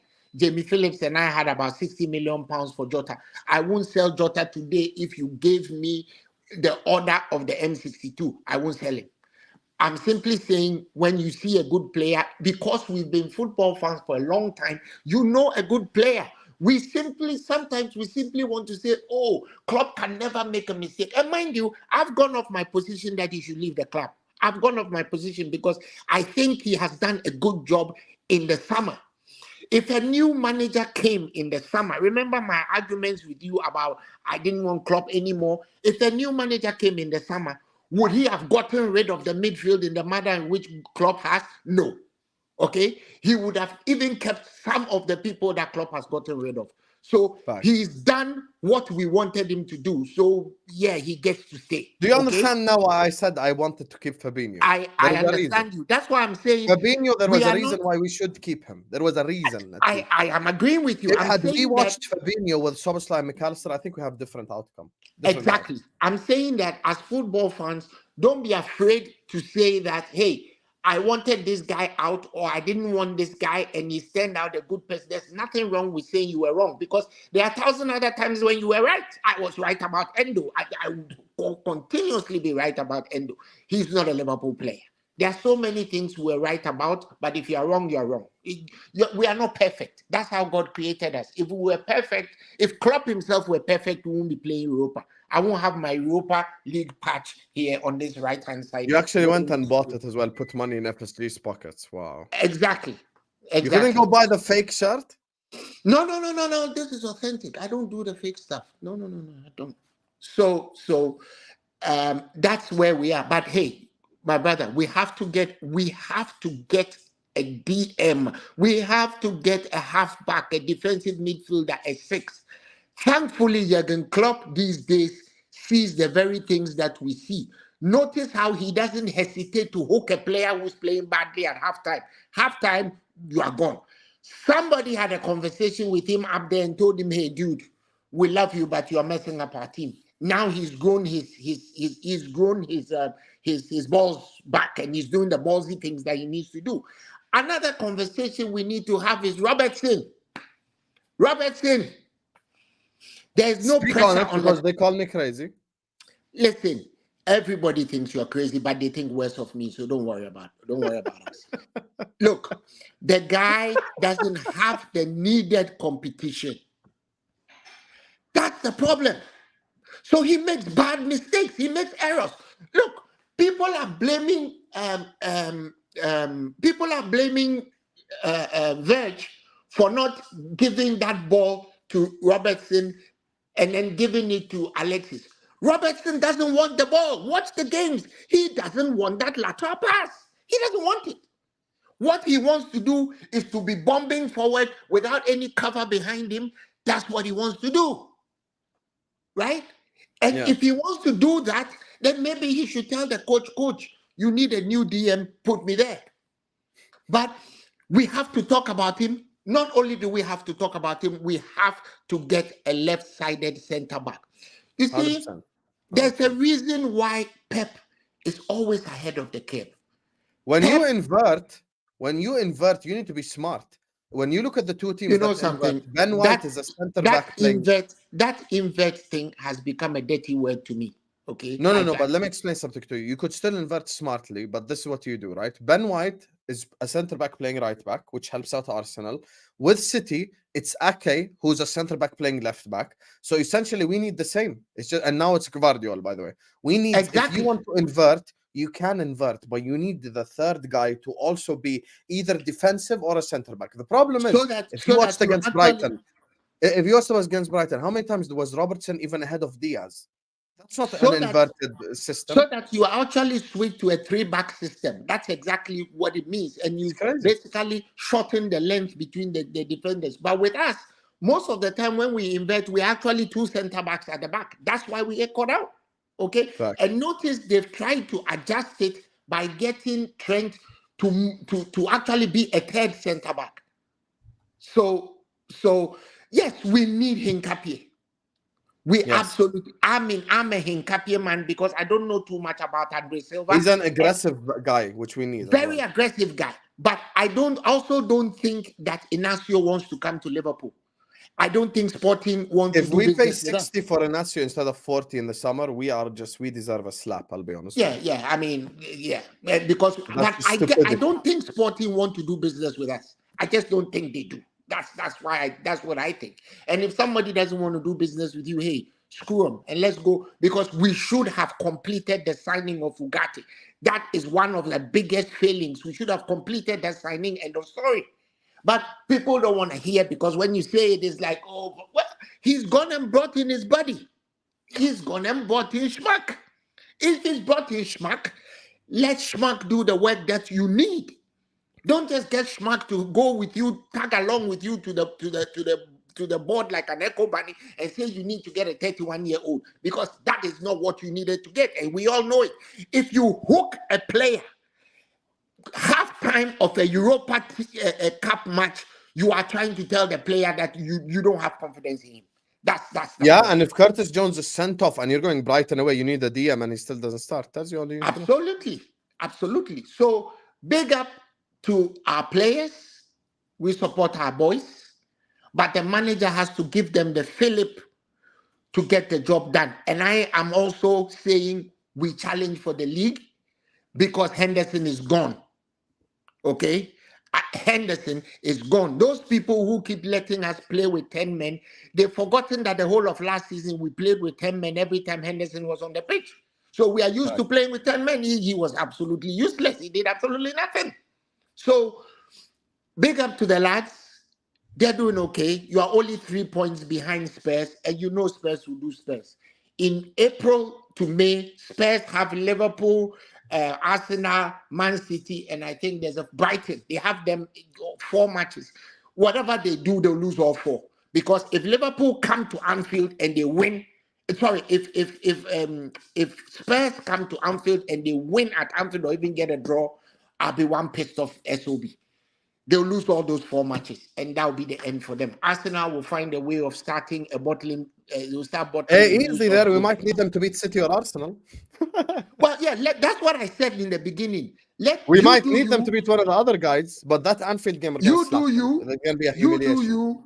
Let others do what they do best, right? Last season, Manchester United qualified for Champions League because they simply beat all the lower bumps down the bottom of the ranks and they won their home matches.